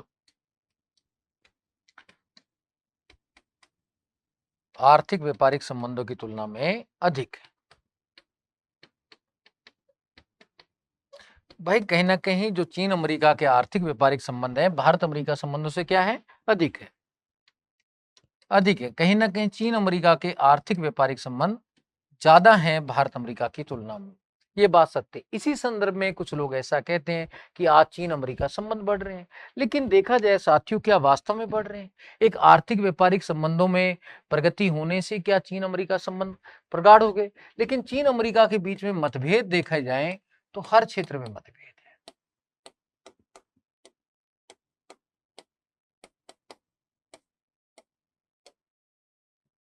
मतभेद मतभेद कहाँ कहाँ है? ताइवान के मुद्दे पर अभी मतभेद है।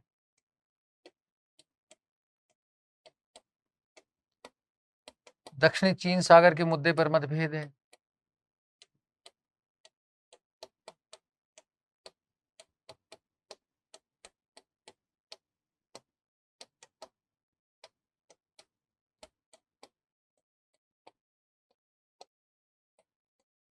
चीन की विस्तारवादी नीति,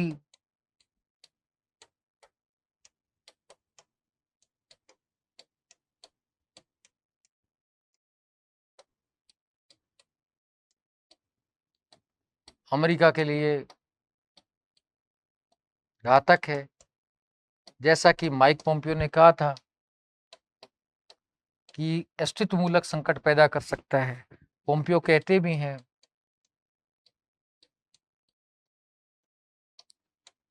चीन अमेरिका के समक्ष अस्तित्व संकट उत्पन्न कर सकता है।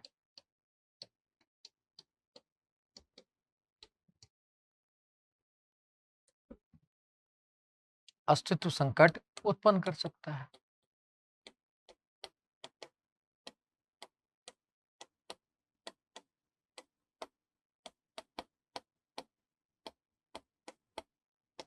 फिर है बेसिकली अगला पॉइंट देखें, रूस चीन रक्षा मैत्री संधि।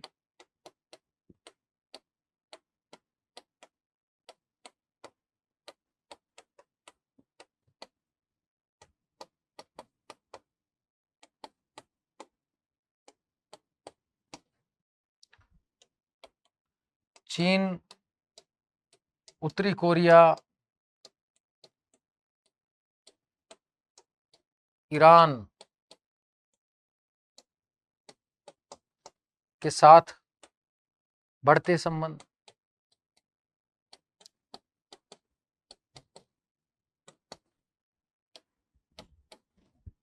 जिन्हें अमेरिका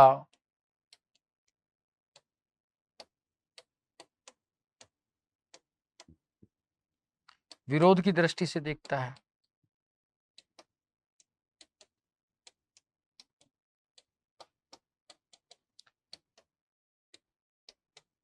कहीं ना कहीं उत्तरी कोरिया ईरान को तो शैतानियत की धुरी कहा था बेसिकली अमेरिकी राष्ट्रपति ट्रम्प जूनियर बुश ने।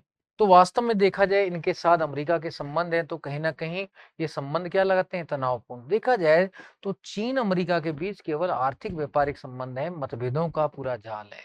जबकि भारत और अमेरिका के बीच सहयोग के क्षेत्र अधिक हैं और विवाद के क्षेत्र बहुत ही कम है।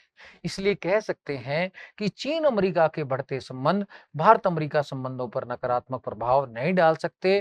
तो वास्तव में विद्वान कहते भी हैं बहुत सारे कि वास्तव में चीन अमेरिका की मजबूरी है और भारत स्वाभाविक मित्र है।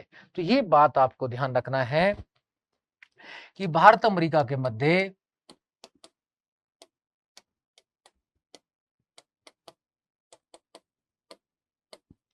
सहयोग के अनेक क्षेत्र हैं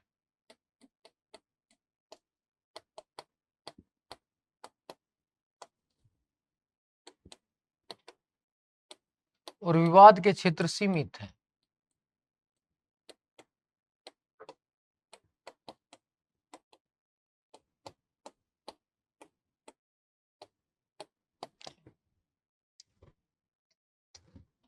निष्कर्षतः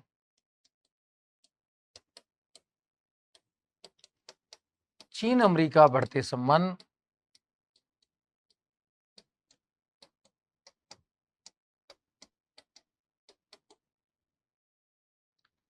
भारत अमेरिका संबंधों पर नकारात्मक प्रभाव नहीं डाल सकते। संबंधों पर नकारात्मक प्रभाव नहीं डाल सकते।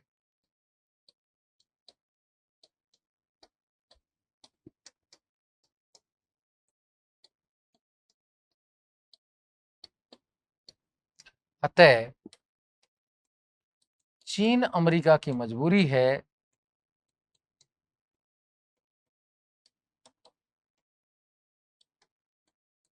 तो भारत स्वाभाविक मित्र। जैसा कि अटल जी ने कहा था कि भारत जो है अमेरिका का स्वाभाविक मित्र है, नेचुरल फ्रेंड है, तो वास्तव में मजबूरी नहीं है। तो इस तरीके से देखा जाए तो चीन अमेरिका संबंध कहीं भी भारत अमेरिका संबंधों को नकारात्मक रूप से प्रभावित नहीं करते। तो इस तरीके से पूरा संबंध आपको क्लियर होने चाहिए दोस्तों। अब मैं एक बुक और छोटी सी डिस्कस कर देता हूं कि एम जयशंकर जो भारतीय विद्वान है, उन्होंने एक किताब लिखी थी अभी 2020 में, the Indian way strategy for N uncertain world. उसमें उन्होंने क्या लिखा है वो भी डिस्कस कर देते हैं। एम जयशंकर और विश्व अनिश्चितता का सिद्धांत, ये क्या है, इस पर भी हम थोड़ा सा चर्चा करते हैं मेरे साथियों। विश्व अनिश्चितता का सिद्धांत,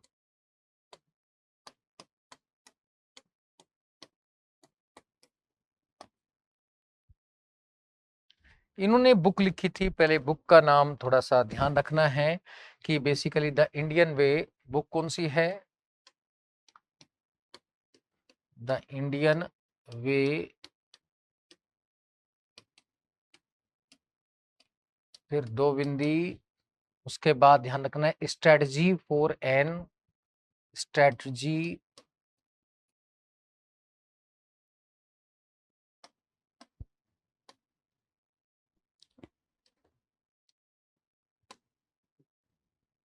फॉर एन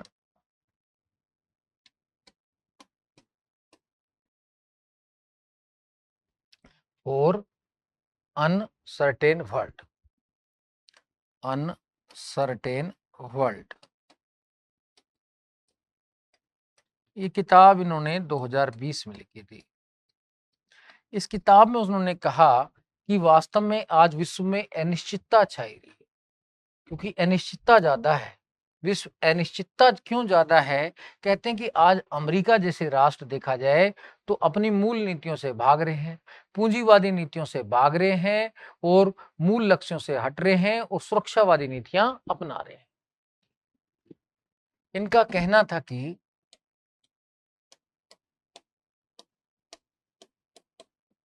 वर्तमान में अमेरिका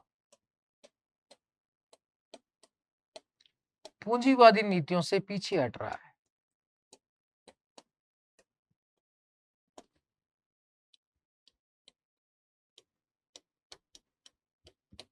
पीछे हट रहा है।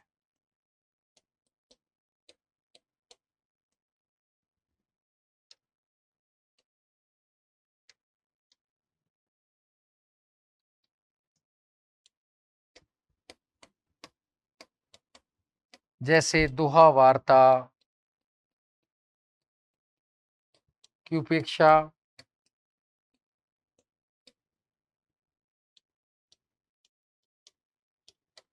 कर रहा है, बीपीओ पर रोक लगा रहा है, बीपीओ पर रोक, वीजा में कठोरता,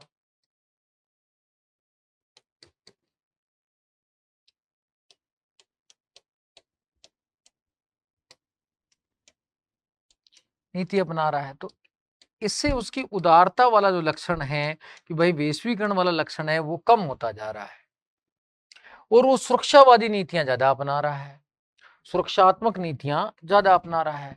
अमेरिका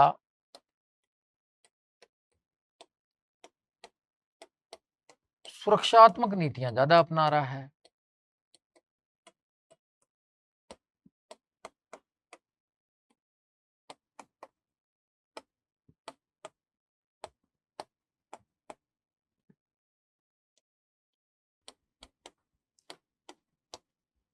ब्रिटेन ने यूरोप से अलग होकर, यूरोपीय संघ से अलग होकर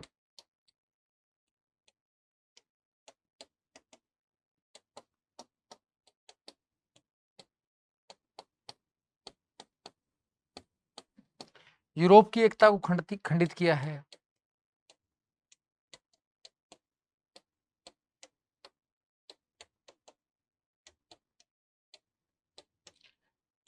इसलिए आज देखा जाए तो विश्व अनिश्चितता के दौर में बढ़ रहा है। कि ये निश्चित रूप से नहीं कह सकता कि कोई राष्ट्र इस प्रकार की नीति भी अपना सकता है।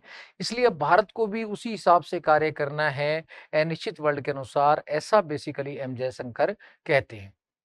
तो साथियों, ये एम जयशंकर की पुस्तक भी आपको समझ आई होगी और भारत अमेरिका संबंध भी समझ आए होंगे। इसी के साथ मैं इस वीडियो से अब विदाई चाहूंगा मेरे दोस्तों। जय हिंद, जय भारत।